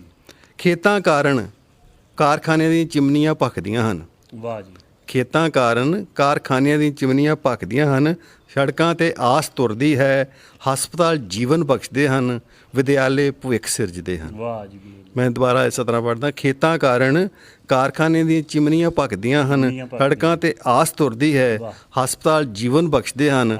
ਵਿਦਿਆਲੇ ਭਵਿੱਖ ਸਿਰਜਦੇ ਹਨ। ਬਿਲਕੁਲ। ਮੈਂ ਕਿਸਾਨ ਨਹੀਂ ਹਾਂ। ਹਾਂ। ਮੈਂ ਕਿਸਾਨ ਨਹੀਂ ਹਾਂ, ਪਰ ਕਿਸਾਨਾਂ ਕਾਰਨ ਹੀ ਇਹ ਦੁਨੀਆ ਸੋਹਣੀ ਤੇ ਮਟਕ ਨਾਲ ਤੁਰਦੀ ਹੈ। ਹਾਂਜੀ। ਮੈਂ ਕਿਸਾਨ ਨਹੀਂ ਹਾਂ, ਪਰ ਕਿਸਾਨਾਂ ਕਾਰਨ ਹੀ ਇਹ ਦੁਨੀਆ ਸੋਹਣੀ ਹੈ ਤੇ ਮਟਕ ਨਾਲ ਤੁਰਦੀ ਹੈ। ਮੈਂ ਕਿਸਾਨ ਨਹੀਂ ਹਾਂ, ਕਿਸਾਨਾਂ ਨਾਲ ਖੜਾ ਹਾਂ ਤੇ ਇਹ ਮਾਣ ਦਾਵਾ ਮੇਰਾ ਇਕੱਲੇ ਦਾ ਨਹੀਂ, ਕਿਸਾਨੀ ਸੰਘਰਸ਼ ਨਾਲ ਜੁੜੇ ਹਜ਼ਾਰਾਂ ਲੱਖਾਂ ਦਾ ਹੈ। ਵਾਹ ਜੀ ਵਾਹ। ਵਾਹ ਮਲਵਿੰਦਰ ਜੀ, ਖੇਤਾਂ ਕਾਰਨ ਹੀ ਕਾਰਖਾਨਿਆਂ ਦੀਆਂ ਚਿਮਨੀਆਂ ਭਖਦੀਆਂ ਹਨ। ਖੇਤੀ, ਬਿਲਕੁਲ ਸੱਚ ਕਿਹਾ ਆ ਕਿ ਖੇਤੀ ਸਾਡੇ ਦੇਸ਼ ਦਾ ਜਿਹੜਾ ਉਹ ਅਰਥਚਾਰੇ ਦਾ ਆਧਾਰ ਆ। 70% ਤੱਕ ਜਿਹੜਾ ਅਰਥਚਾਰਾ ਉਹ ਖੇਤੀ 'ਤੇ ਨਿਰਭਰ ਆ। ਔਰ ਇਸੇ ਹੀ ਜਿਹੜਾ ਇੱਕ ਤਕਨੀਕੀ ਪੁਆਇੰਟ ਆ ਸਾਡੇ ਅਰਥਚਾਰੇ ਦਾ, ਉਹਨੂੰ ਬਹੁਤ ਹੀ ਖੂਬਸੂਰਤੀ ਨਾਲ ਕਾਵਕ ਕਲਪਨਾ ਦੇ ਵਿੱਚ ਢਾਲਿਆ ਹੈ ਮਲਵਿੰਦਰ ਹੋਰਾਂ ਨੇ। ਔਰ ਇੱਕ ਅਟੱਲ ਸੱਚਾਈ ਤੁਸੀਂ ਪ੍ਰਗਟ ਕੀਤੀ। ਕਵਿਤਾਵਾਂ ਹੋਰ ਵੀ ਸੁਣਾਂਗੇ ਅਤੇ ਪਰ ਮਲਵਿੰਦਰ ਜੀ, ਉਸ ਤੋਂ ਪਹਿਲਾਂ ਮੈਂ ਸਵਾਲ ਪੁੱਛਣਾ ਚਾਹੁੰਦਾ ਕਿ ਤੁਹਾਨੂੰ ਇੱਥੋਂ ਦੀ ਜ਼ਿੰਦਗੀ ਦਾ ਅਨੁਭਵ ਹੈ ਹੀ ਹੈ, ਔਰ ਤੁਸੀਂ ਕੈਨੇਡਾ ਵੀ ਜਾ ਆਏ ਹੋ ਇੱਕ ਦੋ ਵਾਰ, ਉੱਥੇ ਤੁਹਾਡੇ ਬੱਚੇ ਸੈਟਲ ਨੇ ਕੈਨੇਡਾ, ਅਤੇ ਉੱਥੋਂ ਦੀ ਅਤੇ ਇੱਥੋਂ ਦੀ ਜ਼ਿੰਦਗੀ 'ਚ ਅੰਤਰ ਕੀ ਆ? ਔਰ ਉੱਥੋਂ ਦੀ ਜ਼ਿੰਦਗੀ ਨੇ ਤੁਹਾਡੀ ਜਿਹੜੀ ਸੋਚ ਆ, ਤੁਹਾਡੀ ਕਵਿਤਾ ਆ, ਉਸਨੂੰ ਕਿਸ ਤਰ੍ਹਾਂ ਦਾ ਪ੍ਰਭਾਵ ਪਾਇਆ? ਜਿਹੜਾ ਕੁਝ ਤੁਹਾਡਾ ਨਜ਼ਰੀਆ ਬਦਲਿਆ ਕਵਿਤਾ ਪ੍ਰਤੀ ਜਾਂ ਉੱਥੇ ਕੈਨੇਡਾ 'ਚ ਰਹਿੰਦੇ ਆ ਨਾ, ਮੈਂ ਜਿਹੜੀਆਂ ਕਵਿਤਾਵਾਂ ਲਿਖੀਆਂ ਉਹ ਵੱਖਰੇ ਮੁਹਾਵਰੇ ਵਾਲੀਆਂ, ਵੱਖਰੇ ਮੁਹਾਂਦਰੇ ਵਾਲੀਆਂ ਕਵਿਤਾਵਾਂ ਨੇ ਨਿਰਸਨ ਦੇ, ਔਰ ਉਹਨਾਂ ਨੂੰ ਪਸੰਦ ਵੀ ਕੀਤਾ ਗਿਆ। ਅਲੱਗ ਤਰ੍ਹਾਂ ਦੀ ਕਵਿਤਾ ਹੈ, ਕਿਉਂਕਿ ਉੱਥੇ ਜਿਹੜੇ ਪੇਰੈਂਟਸ ਜਾਂਦੇ ਨੇ, ਮਾਪੇ ਜਾਂਦੇ ਬੱਚਿਆਂ ਦੇ ਮਗਰ, ਉਹ ਉਹਨਾਂ ਦੀ ਮਜਬੂਰੀ ਹੁੰਦੀ ਹੈ ਕਿ ਉਹ ਬੱਚਿਆਂ ਦੀ ਖਾਤਰ ਉੱਥੇ ਜਾ ਰਹੇ ਹੁੰਦੇ ਆ, ਆਪਣੇ ਪੋਤੇ ਪੋਤੀਆਂ ਨੂੰ, ਆਪਣੇ ਦੋਹਤੇ ਦੋਹਤੀਆਂ ਨੂੰ ਸਾਂਭਣ ਵਾਸਤੇ, ਜਾਂ ਇਸ ਤਰ੍ਹਾਂ ਦਾ ਕੁਛ ਹੁੰਦਾ। ਅਤੇ ਪਰ ਉੱਥੇ ਜਾ ਕੇ ਉਹਨਾਂ ਦਾ ਜਿਹੜਾ ਨਿੱਜ ਹੈ ਨਾ, ਉਹ ਗਵਾਚ ਜਾਂਦਾ ਹੈ। ਉਹਨਾਂ ਨੂੰ ਲੱਗਦਾ ਕਿ ਸਾਡਾ ਸਾਰਾ ਕੁਛ ਤਾਂ ਉੱਥੇ ਰਹਿ ਗਿਆ। ਜਿਹਨੇ 50 ਸਾਲ 60 ਸਾਲ ਇੱਥੇ ਕੱਟੇ ਹੋਣ ਪੰਜਾਬ ਦੇ ਵਿੱਚ, ਉਹਦਾ ਸਾਰਾ ਭਾਈਚਾਰਾ ਇੱਥੇ ਹੋਵੇ, ਉਹਦੀ ਦੋਸਤੀ ਇੱਥੇ ਹੋਵੇ, ਉਹਦੀ ਰਿਸ਼ਤੇਦਾਰੀ ਇੱਥੇ ਹੋਵੇ, ਉਹਦੀਆਂ ਨਫ਼ਰਤਾਂ ਵੀ ਇੱਥੇ ਹੋਣ, ਅਤੇ ਉਹਨੂੰ ਉੱਥੇ ਜਾ ਕੇ ਲੱਗਦਾ ਕਿ ਸਾਰਾ ਕੁਝ ਉੱਥੇ ਛੁੱਟ ਗਿਆ। ਇੱਕ ਤਾਂ ਇਹ ਬਹੁਤ ਵੱਡਾ ਬਦਲਾਅ ਉੱਥੇ ਆਉਂਦਾ ਹੈ, ਜਿਹੜਾ ਉੱਥੋਂ ਦੀਆਂ ਕਵਿਤਾਵਾਂ ਵਿੱਚ ਜਿਹੜੇ ਉੱਥੇ ਕਵੀ ਬੈਠੇ ਲਿਖਦੇ ਨੇ ਉਹਨਾਂ ਕੋਲ ਵੀ ਸੀ, ਅਤੇ ਮੇਰੀਆਂ ਕਵਿਤਾਵਾਂ ਵਿੱਚ ਵੀ ਇਹ ਆਇਆ।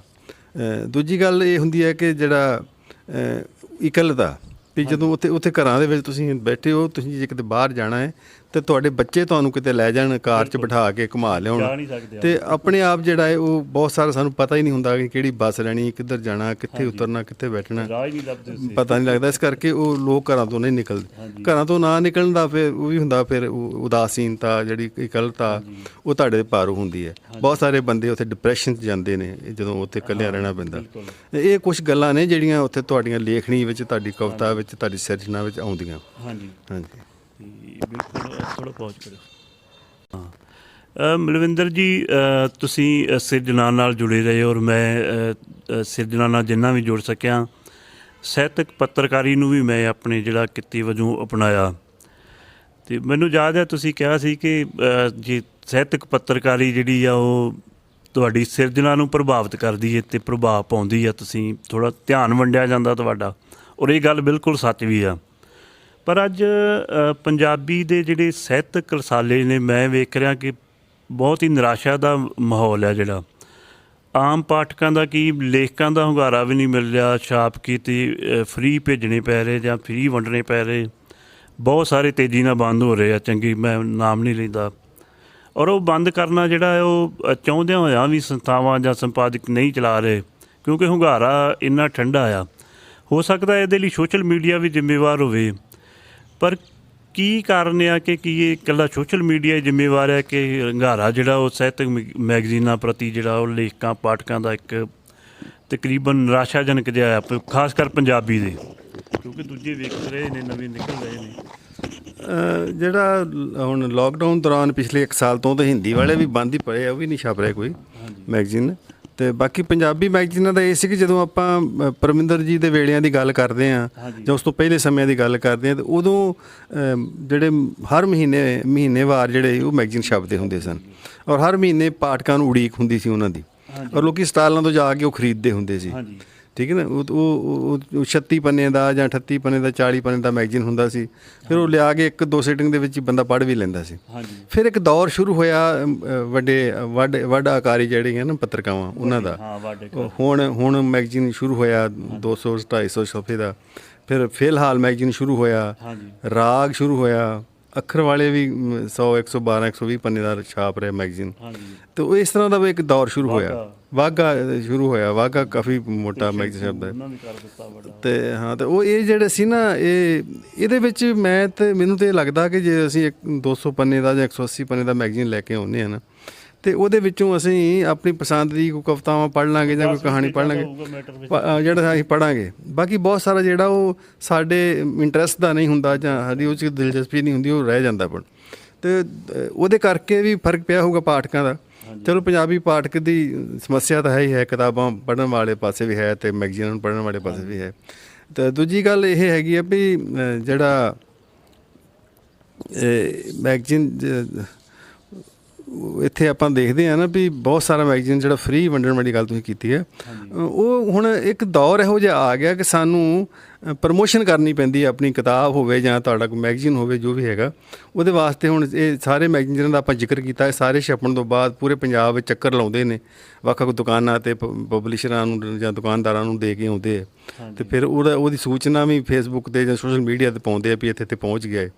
ਅਤੇ ਇਸ ਤਰ੍ਹਾਂ ਦਾ ਦੌਰ ਇੱਕ ਆਇਆ ਹੈ, ਇਹ ਸ਼ੁਰੂ ਹੋਇਆ ਜਦ ਕਿ ਪਹਿਲਾਂ ਨਹੀਂ ਸੀ ਹੁੰਦਾ। ਪਹਿਲਾਂ ਪੋਸਟ ਹੀ ਕੀਤੇ ਜਾਂਦੇ ਸੀ ਮੈਗਜ਼ੀਨ, ਅਤੇ ਉਹ ਪਹੁੰਚ ਜਾਂਦੇ ਸੀ ਆਪਣੇ ਟਿਕਾਣੇ 'ਤੇ। ਇਹ ਕੁਛ ਗੱਲਾਂ ਨੇ, ਇੱਕ ਤਾਂ ਆਕਾਰ ਵਧਣ ਕਰਕੇ ਉਹਨਾਂ ਦਾ ਮੈਗਜ਼ੀਨ ਦਾ, ਇੱਕ ਉਹ 3 ਮਹੀਨੇ ਬਾਅਦ ਜਾਂ 4 ਮਹੀਨੇ ਬਾਅਦ ਮੈਗਜ਼ੀਨ ਛਪਦਾ। ਕਈ ਵਾਰ ਇੱਕ ਅੰਕ ਮਿਸ ਹੋ ਜਾਏ ਅਤੇ 4 ਮਹੀਨੇ ਦੇ 8 ਮਹੀਨੇ ਹੋ ਜਾਂਦੇ ਆ, ਅਤੇ ਉਹ ਵਿੱਚ ਗੈਪ ਆਉਂਦਾ ਹੈ, ਉਹਦਾ ਵੀ ਅਸਰ ਪੈਂਦਾ ਹੈ। ਹਾਂਜੀ, ਇਹ ਮਲਵਿੰਦਰ ਜੀ, ਬਿਲਕੁਲ ਮੈਂ ਇਸ ਪੁਆਇੰਟ ਨਾਲ ਸਹਿਮਤ ਹਾਂ ਕਿ ਅੱਖਰ, ਮੇਘਲਾ, ਜਿਹੜੇ ਨਾਗਮਣੀ, ਆਰਸੀ ਛੋਟੇ ਆਕਾਰ ਵਾਲੇ ਪਰਚੇ ਸੀ। ਇੱਕ ਹੋਰ ਅਦੀਬ ਨੇ ਇੱਕ ਵਾਰ ਟਿੱਪਣੀ ਕੀਤੀ ਕਿ ਉਹ ਸਾਡੀ, ਭਾਵੇਂ ਉਹ ਆਕਾਰ ਛੋਟਾ ਸੀ ਪੇਜਾਂ ਪੱਖੋਂ, ਪਰ ਸਾਡੀ ਸਾਹਿਤ ਪੜ੍ਹਨ ਦੀ ਭੁੱਖ ਪੂਰੀ ਕਰਦੇ ਸੀ ਉਹ। ਜਿਹੜੇ ਹੁਣ ਦੇ ਵੱਡ ਆਕਾਰੀ ਮੈਗਜ਼ੀਨ ਨੇ, ਇਹਨਾਂ ਨੂੰ ਕਾਫੀ ਮੈਟਰ ਜਿਹੜਾ ਇੱਧਰੋਂ ਉੱਧਰੋਂ ਲੈਣਾ ਪੈ ਰਿਹਾ, ਕਿਉਂਕਿ ਇੱਕ ਮੁਕਾਬਲੇਬਾਜ਼ੀ ਵਜੋਂ ਵੱਧ ਤੋਂ ਵੱਧ ਪੇਪਰਾਂ ਦਾ ਕੱਢਣਾ ਚਾਹੁੰਦੇ, ਜ਼ਿਆਦਾ ਸਫ਼ੇ ਭਰਨਾ ਚਾਹੁੰਦੇ ਨੇ। ਪਰ ਉਹਦੇ 'ਚੋਂ ਭਾਵੇਂ 25-30 ਪੇਜਾਂ ਦਾ ਮੈਟਰ ਪੜ੍ਹਨ ਯੋਗ ਹੁੰਦਾ ਆ, ਬਾਕੀ ਕੋਈ ਵੀ ਨਹੀਂ, ਮੇਰਾ ਖਿਆਲ ਬਹੁਤ ਘੱਟ ਆਪੋ ਆਪਣੇ ਮਤਲਬ ਦੀ ਸਮੱਗਰੀ ਪੜ੍ਹਦੇ ਹੋਣਗੇ ਲੋਕ। ਪਰ ਇਹ ਵੱਡਕਾਰੀ ਮੈਗਜ਼ੀਨਾਂ ਨੇ ਪੰਜਾਬੀ ਸਾਹਿਤ ਦਾ ਬਹੁਤ ਜਿਹੜਾ ਉਹ ਨੁਕਸਾਨ ਵੀ ਕੀਤਾ ਆ। ਅਤੇ ਖੈਰ, ਆਪਾਂ ਕਵਿਤਾ ਵਾਲੇ ਪਾਸੇ ਗੱਲ ਮੋੜਦੇ ਹਾਂ। ਚੁੱਪ ਦੇ ਬਹਾਨੇ ਜਿਹੜੀ ਤੁਹਾਡੀ ਕਿਤਾਬ ਲੇਟੈਸਟ ਛਪੀ ਸੀਗੀ ਪਿਛਲੇ ਸਾਲ, ਇਹ ਮੇਰੇ ਤੱਕ ਅੱਜ ਪਹੁੰਚੀ ਆ। ਮੈਂ ਪਹਿਲਾਂ ਪੜ੍ਹਨਾ ਚਾਹੁੰਦਾ ਸੀ ਪਰ ਕੰਟੈਕਟ ਨਹੀਂ ਹੋ ਸਕਿਆ, ਲੋਕਡਾਊਨ ਜਾਂ ਕਰੋਨਾ ਵਾਇਰਸ ਕਾਰਨ ਪਾਬੰਦੀਆਂ ਰਹੀਆਂ ਨੇ। ਕਾਫੀ ਚਰਚਾ ਹੋ ਰਹੀ ਹੈ ਕਿਤਾਬ, ਇਹਦੇ ਬਾਰੇ ਕੋਈ ਤੁਸੀਂ ਦੱਸੋ। ਕਿਤਾਬ ਇਹ ਜਿਹੜੀਆਂ ਕਵਿਤਾਵਾਂ ਚੁੱਪ ਦੇ ਬਹਾਨੇ ਨੇ, ਇਹ ਕਿਵੇਂ ਲਿਖਣ ਦਾ ਸਬੱਬ ਬਣਿਆ? ਕਿਉਂਕਿ ਸਵਾਲ ਨਾ ਕਰਨ ਤੋਂ ਬਾਅਦ ਫਿਰ ਇੱਕਦਮ ਚੇਂਜ ਆ ਰਹੀ ਆ ਤੁਹਾਡੇ ਮਨ 'ਚ, ਕੋਈ ਤੁਹਾਡੀ ਸੋਚਣੀ ਦੇ ਵਿੱਚ ਤੁਹਾਡਾ ਨਜ਼ਰੀਆ ਬਦਲ ਰਿਹਾ ਆ ਆਪਣੇ ਆਪ ਪ੍ਰਤੀ, ਸਮਾਜ ਪ੍ਰਤੀ, ਕਿ ਚੁੱਪ ਦੇ ਬਹਾਨੇ ਕੁਝ ਕਵਿਤਾਵਾਂ ਜਿਹੜੀਆਂ ਤੁਸੀਂ ਲਿਖੀਆਂ ਨੇ? ਚੁੱਪ ਦੇ ਬਾਰੇ ਕਵਿਤਾ ਕਦੀ ਬੈਠਿਆਂ ਲਿਖਣੀ ਸ਼ੁਰੂ ਕੀਤੀ ਅਤੇ ਉਹ ਲਿਖੀ, ਅਤੇ ਹੌਲੀ ਹੌਲੀ ਫਿਰ ਹੋਇਆ ਇਹ ਕਿ ਹਰ ਵਰਤਾਰੇ ਵਿੱਚੋਂ ਮੈਨੂੰ ਚੁੱਪ ਨਜ਼ਰ ਆਉਣ ਲੱਗ ਪਈ। ਕਿਸੇ ਵੀ ਨਵੀਂ ਕਿਤਾਬ ਨੂੰ ਮੈਂ ਲੈ ਕੇ ਬੈਠਦਾ, ਪੜ੍ਹਦਾ, ਨਵੀਂ ਕਿਸੇ ਦੋਸਤ ਦੀ ਕਵਿਤਾ ਦੀ ਕਿਤਾਬ ਪੜ੍ਹਦਾ, ਜਾਂ ਹੋਰ ਕਿਤਾਬਾਂ ਵੀ ਪੜ੍ਹੀਆਂ, ਮੈਂ ਸਪੈਸ਼ਲ ਖਰੀਦ ਕੇ ਵੀ ਪੜ੍ਹੀਆਂ ਚੁੱਪ ਦੇ ਨਾਲ ਸੰਬੰਧਿਤ ਜਿਹੜੀ ਸੀ। ਅਤੇ ਉਹਦੇ ਵਿੱਚੋਂ ਚੁੱਪ ਦੇ ਬਹੁਤ ਸਾਰੇ ਜਿਹੜੇ ਸੀ ਨਾ ਨਕਸ਼, ਉਹ ਸਾਕਾਰ ਹੋਣ ਲੱਗ ਪਏ, ਅਤੇ ਮੈਂ ਲਿਖਦਾ ਰਿਹਾ।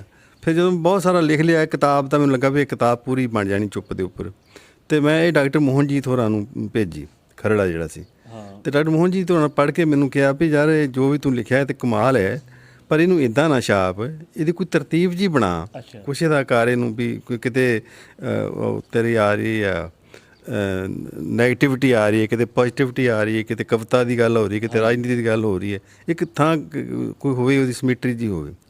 ਇਹ ਕੰਮ ਮੈਨੂੰ ਔਖਾ ਲੱਗਦਾ ਸੀ। ਕਵਿਤਾ ਲਿਖਣੀ ਸੌਖੀ ਸੀ, ਮੈਂ ਲਿਖ ਲਈ, ਅਤੇ ਇੰਝ ਕਰਨਾ ਮੈਨੂੰ ਔਖਾ ਲੱਗਾ। ਉਹ ਫਿਰ ਮੈਂ ਸਰਬਜੀਤ ਸਿੰਘ ਸੰਧੂ ਹੋਰਾਂ ਨਾਲ ਗੱਲ ਕੀਤੀ, ਅਤੇ ਉਹਨਾਂ ਨੂੰ ਮੈਂ ਦੇ ਦਿੱਤਾ ਵੀ ਇਹਦਾ ਕਰੋ ਜੋ ਵੀ ਹੈ। ਉਹ ਕਹਿੰਦੇ ਵੀ ਠੀਕ, ਮੈਂ ਸਮਝ ਗਿਆ ਕੀ ਚਾਹੁੰਦੇ ਨੂੰ, ਮੈਂ ਕਰਾਂਗਾ। ਪਰ ਉਹਨਾਂ ਦੇ ਆਪਣੇ ਰੁਝੇਵੇਂ ਬਹੁਤ ਹੁੰਦੇ ਆ, ਉਹ ਹੋਰ ਕਈ ਬਿਜੀ ਬੰਦੇ, ਇਸ ਕਰਕੇ ਉਹਨਾਂ ਨੇ 2-3 ਸਾਲ ਲਾ ਦਿੱਤੇ ਇਹ ਸਾਰਾ ਕੁਝ ਕਰਨ ਦੇ।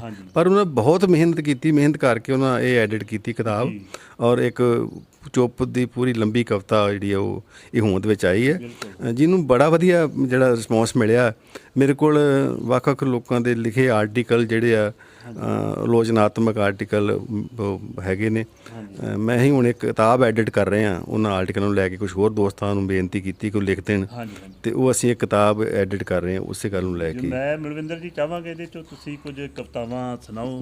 ਹਾਂ ਬਿਲਕੁਲ, 1-2 ਕਵਿਤਾਵਾਂ ਤੁਸੀਂ ਜ਼ਰੂਰ, ਚੁੱਪ ਦੇ ਬਹਾਨੇ ਜਿਹੜੀਆਂ ਨੇ ਉਹ ਨਵੀਆਂ ਕਵਿਤਾਵਾਂ ਨੇ ਤੁਹਾਡੀਆਂ, ਤੇ ਸੁਣਨਾ ਚਾਹਣਗੇ। ਪਹਿਲਾਂ ਤੇ ਚੁੱਪ ਇਹ ਕਵਿਤਾ ਕਿੱਦਾਂ ਆਰੰਭ ਹੋਈ ਇਹਦੇ ਬਾਰੇ ਮੈਂ ਤੁਹਾਨੂੰ ਦੱਸਦਾ ਪੜ੍ਹ ਕੇ ਕਿ ਇੱਕ ਦਿਨ ਕਵਿਤਾ ਲਿਖਦਿਆਂ ਕੋਲ ਆ ਬੈਠੀ ਚੁੱਪ, ਵਾਹ ਜੀ। ਇੱਕ ਪਲ ਪਰਬਤ ਜਾ ਚੜੇ ਦੂਜੇ ਹਨੇਰੇ ਘੁੱਪ, ਹਾਂਜੀ। 100 ਬਿਰਤਾਂਤ ਹਯਾਤ ਦੇ ਸਣ ਬਰਖਾ ਛਾਂ ਧੁੱਪ, ਹਾਂਜੀ। ਨੇੜੇ ਹੋ ਕੇ ਵੇਖਿਆ ਹਰ ਥਾਂ ਬੈਠੀ ਚੁੱਪ। ਹਾਂਜੀ।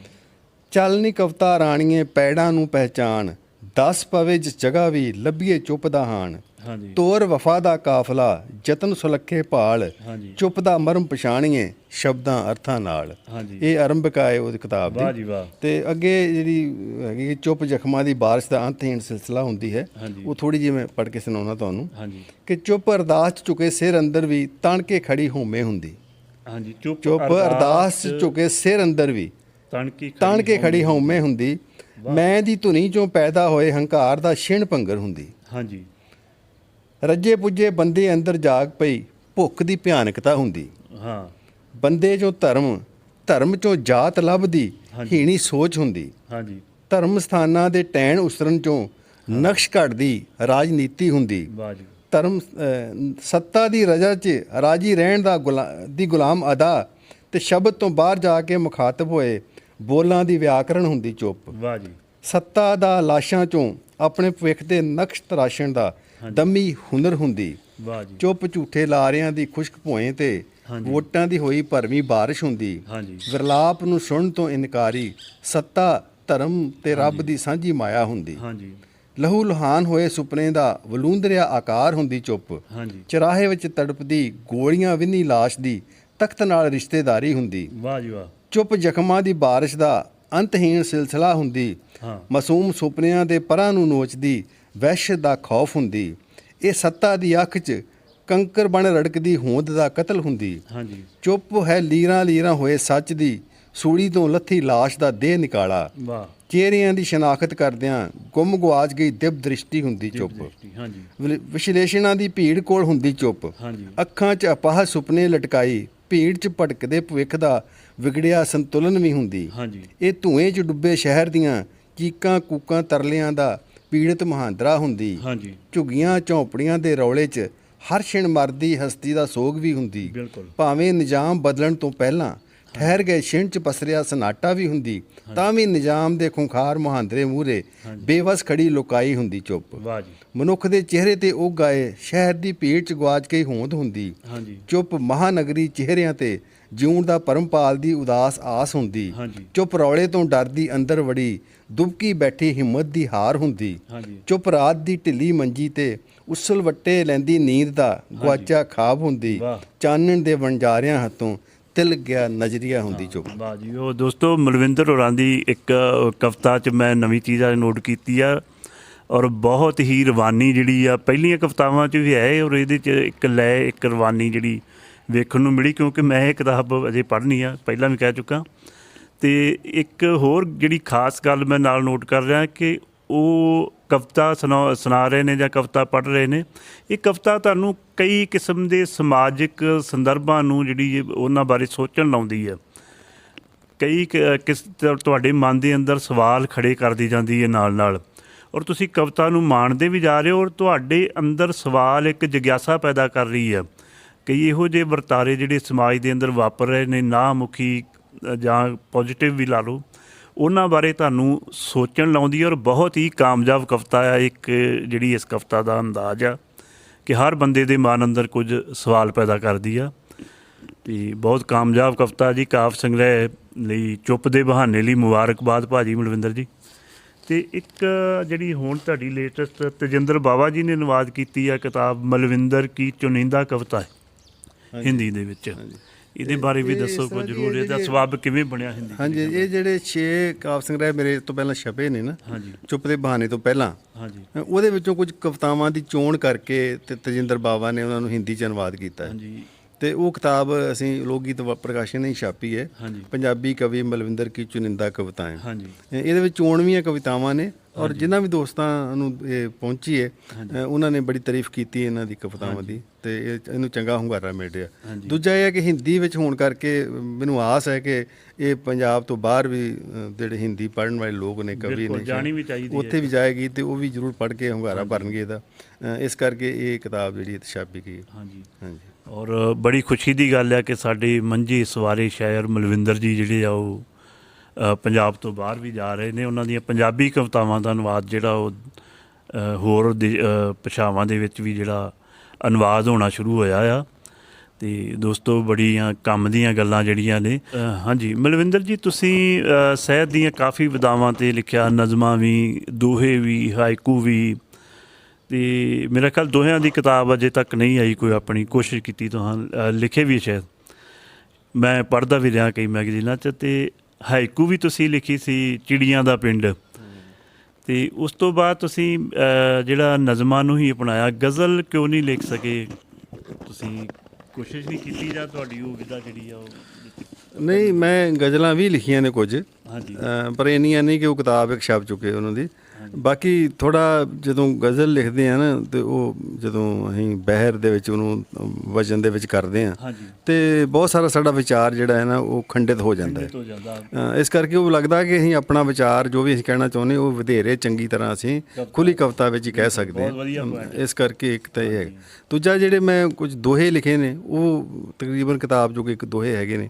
ਉਸ ਤੋਂ ਬਾਅਦ ਮੈਂ ਉੱਥੇ ਕੈਨੇਡਾ ਰਹਿੰਦੇ ਚੌਬਰਗੇ ਲਿਖੇ ਨੇ ਬਹੁਤ ਸਾਰੇ, ਹਾਂਜੀ 4 ਸਤਰਾਂ ਦੇ। ਉਹਨੂੰ ਚੌਬਰਗੇ ਮੈਂ ਕਹਿੰਦਾ, ਉਹਨੂੰ ਕੋਈ ਕੁਛ ਹੋਰ ਵੀ ਕਹਿ ਸਕਦੇ ਹਾਂ, ਆਪਾਂ ਨਾਂ ਦੇ ਸਕਦੇ ਹਾਂ। ਉਹ ਜਿਹੜੀ ਹੈ ਨਾ, ਇੱਕ ਉਹ ਚੰਦਬੰਦ ਰੂਪ ਦੇ ਵਿੱਚ ਕਵਿਤਾ ਦੀ ਕਿਤਾਬ ਇੱਕ ਉਹ ਆ ਸਕਦੀ ਹੈ। ਉਹ ਮੈਟਰ ਪਿਆ ਮੇਰੇ ਕੋਲ, ਜਿਹੜੇ ਆ ਸੀਗੇ ਆਪਣੇ ਹਾਇਕੂ ਚਿੜੀਆਂ ਦਾ ਪਿੰਡ, ਉਦੋਂ ਛਪਵਾਈ ਮੈਂ ਜ਼ਰੂਰ, ਪਰ ਉਹਨੂੰ ਕੋਈ ਐਡਾ ਵਧੀਆ ਹੁੰਗਾਰਾ ਨਹੀਂ ਮਿਲਿਆ, ਕਿਉਂਕਿ ਹਾਇਕੂ ਸਿਨਫ ਜਿਹੜੀ ਆ ਉਹ ਪੰਜਾਬੀ ਵਿੱਚ ਬਹੁਤੀ ਪ੍ਰਵਾਨ ਨਹੀਂ ਹੋਈ। ਹਾਂਜੀ ਹਾਇਕੂ ਲੋਕੀ ਆਂਦੇ ਵੀ ਨਹੀਂ, ਇਹ ਕੀ ਗੱਲ ਹੋਈ ਯਾਰ। ਮੈਂ ਕੁਝ ਦੋਸਤਾਂ ਮੈਨੂੰ ਕਿਹਾ ਵੀ ਯਾਰ ਇਹ ਇੱਕ ਬਹੁਤ ਵਧੀਆ ਕਵਿਤਾ ਜਿਵੇਂ ਤੂੰ ਸ਼ੁਰੂ ਕਰਦਾ ਹੈ ਤੇ ਉਹ ਖਤਮ ਹੋਣ ਤੋਂ ਪਹਿਲਾਂ ਹੀ ਖਤਮ ਕਰ ਦਿੰਦਾ ਉਹਨੂੰ, ਇਹ ਹਾਇਕੂ ਹੈ। ਹਾਂਜੀ, ਉਹ ਇੱਕ ਰਿਫਲੈਕਸ਼ਨ। ਤੇ ਜੇ ਤੂੰ ਇਹਨੂੰ ਥੋੜਾ ਵਿਸਤਾਰ ਦੇਵੇਂ ਤੇ ਬੜੀ ਵਧੀਆ ਕਵਿਤਾ ਬਣਦੀ ਹੈ ਜਾ ਰਹੀ, ਤੇ ਇਹ ਤੈਨੂੰ ਉੱਥੇ ਖਤਮ ਕਰਨ ਵਾਲੀ ਗੱਲ ਹੈਗੀ। ਇਸ ਕਰਕੇ ਹਾਇਕੂ ਮੈਂ ਦੁਬਾਰਾ ਨਹੀਂ ਲਿਖਿਆ ਨਹੀਂਗਾ, ਤੇ ਉਹ ਉਦੋਂ ਬਸ ਇੱਕ ਕਿਤਾਬ ਛਪੀ ਸੀ। ਹਾਂਜੀ ਹੋਰ ਕੋਈ? ਹਾਂਜੀ ਮਲਵਿੰਦਰ ਜੀ, ਹੁਣ ਮੈਂ ਅਖੀਰ ਵਿੱਚ ਤੁਹਾਨੂੰ ਇੱਕ ਸਵਾਲ ਪੁੱਛਣਾ ਚਾਹੁੰਦਾ ਕਿ ਜ਼ਿੰਦਗੀ ਦੇ ਇਸ ਪੜਾਅ 'ਤੇ ਤੁਸੀਂ ਕਾਫੀ ਸਾਹਿਤਕ ਉਪਲਬਧੀਆਂ ਵੀ ਕਰ ਚੁੱਕੇ ਹੋ, ਹੁਣ ਰਿਟਾਇਰਡ ਲਾਈਫ ਨੂੰ ਇੰਜੋਏ ਕਰ ਰਹੇ ਹੋ, ਬੱਚੇ ਵੀ ਸੈਟਲ ਨੇ। ਕੀ ਤੁਸੀਂ ਸੰਤੁਸ਼ਟ ਹੋ, ਜਾਂ ਤੁਹਾਨੂੰ ਲੱਗਦਾ ਕਿ ਕਾਫੀ ਕੁਝ ਅਜੇ ਰਹਿ ਗਿਆ? ਜਾਂ ਚਲੋ ਸੰਭਾਵਨਾਵਾਂ ਤਾਂ ਹੁੰਦੀਆਂ ਨੇ, ਆਸ਼ਾਵਾਂ ਵੀ ਹੁੰਦੀਆਂ ਨੇ। ਕੀ ਤੁਸੀਂ ਬੀਤੀ ਜਿਹੜੀ ਜ਼ਿੰਦਗੀ ਹੈ ਉਹ ਤੋਂ ਪੂਰੀ ਤਰ੍ਹਾਂ ਸੰਤੁਸ਼ਟ ਹੋ? ਮੇਰੀ ਸੰਤੁਸ਼ਟੀ, ਜਾਂ ਕਹਿ ਲਓ ਕਿ ਹਰ ਕਵੀ ਦੀ ਸੰਤੁਸ਼ਟੀ ਜਿਹੜੀ ਹੈ ਨਾ, ਉਹ ਕਵਿਤਾ ਵਿੱਚ ਹੀ ਪਈ ਹੁੰਦੀ ਹੈ। ਹਾਂਜੀ, ਉਹਦੇ ਜੋ ਕੁਛ ਵੀ ਉਹਦੇ ਅਨੁਭਵ ਹੁੰਦੇ ਆ, ਜੋ ਵੀ ਅਹਿਸਾਸ ਉਹਦੇ ਅੰਦਰ ਪਏ ਹੁੰਦੇ ਆ, ਉਹ ਸਾਰੀ ਉਮਰ ਨਾਲ ਦੇ ਨਾਲ ਕਵਿਤਾ ਦੇ ਵਿੱਚ, ਕਵਿਤਾ ਰਾਹੀਂ ਬਿਆਨ ਹੁੰਦੇ ਰਹਿੰਦੇ ਆ ਆਪਣੇ ਆਪ ਹੀ। ਅਤੇ ਮੈਨੂੰ ਕਵਿਤਾ ਨੇ ਇਹ ਦਿੱਤਾ ਕਿ ਕਵਿਤਾ ਨੇ ਮੈਨੂੰ ਇੱਕ ਪਹਿਚਾਣ ਦਿੱਤੀ। ਮੈਂ ਇੱਕ ਅਣਜਾਣ ਜਿਹਾ ਬੰਦਾ, ਜਿਹਦੀ ਕੋਈ ਅਣਹੋਇਆ ਜਿਹਾ ਬੰਦਾ ਸਾਂ। ਅਤੇ ਹੁਣ ਮੈਂ ਜਦੋਂ ਇੱਥੋਂ ਕੈਨੇਡਾ ਵੀ ਗਿਆ, ਅਤੇ ਕੈਨੇਡਾ ਦੀਆਂ ਸਹਿਜ ਸਭਾਵਾਂ ਜਿਹੜੀਆਂ ਸੀ ਉੱਥੇ ਮੈਂ ਗਿਆ, ਅਤੇ ਉੱਥੇ ਉਹਨਾਂ ਨੇ ਮੈਨੂੰ ਬੜਾ ਮਾਣ ਦਿੱਤਾ। ਮੈਨੂੰ ਉਹਨਾਂ ਨੇ ਪ੍ਰਧਾਨਗੀ ਮੰਡਲ ਸਾਹਮਣੇ ਵੀ ਬਿਠਾਇਆ, ਜ਼ਿਕਰ ਵੀ ਕੀਤਾ ਮੇਰੇ ਕੋਲ ਕਵਿਤਾਵਾਂ ਵੀ ਸੁਣੀਆਂ, ਮੇਰੀਆਂ ਕਿਤਾਬਾਂ ਦੀ ਗੱਲ ਵੀ ਕੀਤੀ। ਤਾਂ ਇਹ ਮਾਣ ਤਾਣ ਮੈਨੂੰ ਲੱਗਾ ਉੱਥੇ ਜਾ ਕੇ ਜੇ ਮੈਨੂੰ ਮਿਲਿਆ, ਅਤੇ ਮੇਰੀ ਕਵਿਤਾ ਕਰਕੇ ਮਿਲਿਆ। ਕਵਿਤਾ ਨੇ ਮੇਰੇ ਅੰਦਰੋਂ ਇੱਕ ਹੀਣ ਭਾਵਨਾ ਜਿਹੜੀ ਸੀ ਉਹ ਮਿਲਣਾ ਹੈ। ਤੁਸੀਂ ਕਵਿਤਾ ਕਰਕੇ ਮੇਰੇ ਘਰ ਆਏ ਹੋ ਅੱਜ, ਦੋਵੇਂ ਦੋਸਤ, ਅਤੇ ਕਵਿਤਾ ਕਰਕੇ ਜਿਹੜੇ ਮੇਰੇ ਅੰਦਰ ਕੋਈ ਹੀਣ ਭਾਵਨਾ ਬੈਠੀ ਸੀ, ਉਹ ਤੋਂ ਮੈਂ ਬਾਹਰ ਨਿਕਲ ਆਇਆ। ਮੇਰਾ ਇੱਕ ਜਿਹੜਾ ਸਵੈ ਵਿਸ਼ਵਾਸ ਹੈ ਉਹ ਜਾਗ ਗਿਆ ਹੈਗਾ। ਅਤੇ ਇਹ ਕਵਿਤਾ ਦੀ ਬਹੁਤ ਵੱਡੀ ਪ੍ਰਾਪਤੀ ਮੈਨੂੰ, ਕਿ ਅਤੇ ਇਸ ਕਰਕੇ ਮੈਂ ਕਹਿੰਦਾ ਵੀ ਮੈਂ ਬਹੁਤ ਖੁਸ਼ ਹਾਂ ਆਪਣੀ ਜ਼ਿੰਦਗੀ ਤੋਂ ਹੁਣ ਤੱਕ ਜੋ ਕੁਛ ਵੀ ਹੋਇਆ ਵਾ। ਔਰ ਜਿੰਨਾ ਕੁ ਸਮਾਂ ਹੋਰ ਮਿਲੇਗਾ ਕਵਿਤਾ ਨੂੰ ਸਮਰਪਿਤ ਕਰਾਂਗੇ, ਸਾਹਿਤ ਨੂੰ ਸਮਰਪਿਤ ਕਰਾਂਗੇ। ਅਤੇ ਬਾਕੀ ਇਹੋ ਹੀ ਬਾਤ ਦੋਸਤਾਂ ਨੂੰ, ਬਾਗਾ ਨਵੇਂ ਦੋਸਤ ਜਿਹੜੇ ਛੋਟੇ ਦੋਸਤ ਸਾਡੇ ਹੈਗੇ ਆ, ਨਵੇਂ ਕਵੀ ਨੌਜਵਾਨ, ਉਹਨਾਂ ਨੂੰ ਵੀ ਇਹੋ ਹੀ ਆ ਕਿ ਵੱਧ ਤੋਂ ਵੱਧ ਸਾਹਿਤ ਪੜ੍ਹਨ, ਵੱਧ ਤੋਂ ਵੱਧ ਕਵਿਤਾ, ਨਵੀਂ ਕਵਿਤਾ ਪੜ੍ਹਨ, ਪੁਰਾਣੀ ਕਵਿਤਾ ਪੜ੍ਹਨ, ਤੇ ਫਿਰ ਹੀ ਲਿਖਣ ਵਾਲੇ ਪਾਸੇ ਆਉਣ। ਹਾਂਜੀ। ਪੜ੍ਹਨਾ ਬਹੁਤ ਜ਼ਰੂਰੀ ਹੈ। ਅਸੀਂ ਪੜ੍ਹਨ ਤੋਂ ਦੂਰ ਹੁੰਦੇ ਜਾ ਰਹੇ ਹਾਂ। ਇਸ ਗੱਲ ਵੱਲ ਸਾਨੂੰ ਵਿਸ਼ੇਸ਼ ਧਿਆਨ ਦੇਣਾ ਪੈਂਦਾ ਹੈ। ਬਹੁਤ ਧੰਨਵਾਦ ਮਲਵਿੰਦਰ ਭਾਜੀ। ਅਸੀਂ ਇਸੇ ਤਰ੍ਹਾਂ ਹੀ ਤੁਹਾਡੀਆਂ ਕਵਿਤਾਵਾਂ ਜਿਹੜੀਆਂ ਉਹ ਪੜ੍ਹਦੇ ਰਹੀਏ ਅਤੇ ਤੁਸੀਂ ਲਿਖਦੇ ਰਹੋ। ਤੁਹਾਡੀਆਂ ਸਿਰਜਣਾਤਮਕ ਪ੍ਰਾਪਤੀਆਂ ਜਿਹੜੀਆਂ ਨੇ ਉਹਨਾਂ ਦੀ ਲਿਸਟ ਅਸੀਂ ਦੁਆ ਕਰਦੇ ਹਾਂ ਕਿ ਹੋਰ ਲੰਬੀ ਹੁੰਦੀ ਜਾਵੇ। ਔਰ ਬਹੁਤ ਧੰਨਵਾਦ ਜੀ ਤੁਹਾਡਾ। ਬਹੁਤ ਸ਼ੁਕਰੀਆ ਤੁਹਾਡਾ ਚੰਦਰ ਔਲਖ ਜੀ। ਮੇਘਲਾ ਦਾ ਬਹੁਤ ਸ਼ੁਕਰੀਆ। ਸੁਖਵਿੰਦਰ ਦੋਸਤ ਸਾਡੇ ਤੁਹਾਡੇ ਨਾਲ ਆਏ ਨੇ, ਇਹਨਾਂ ਦਾ ਬਹੁਤ ਸ਼ੁਕਰੀਆ। ਤੁਸੀਂ ਆਏ ਹੋ, ਗੱਲਬਾਤ ਕੀਤੀ ਮੇਰੇ ਨਾਲ ਮੇਘਲਾ ਵਾਸਤੇ। ਤੁਹਾਡਾ ਬਹੁਤ ਬਹੁਤ ਧੰਨਵਾਦ।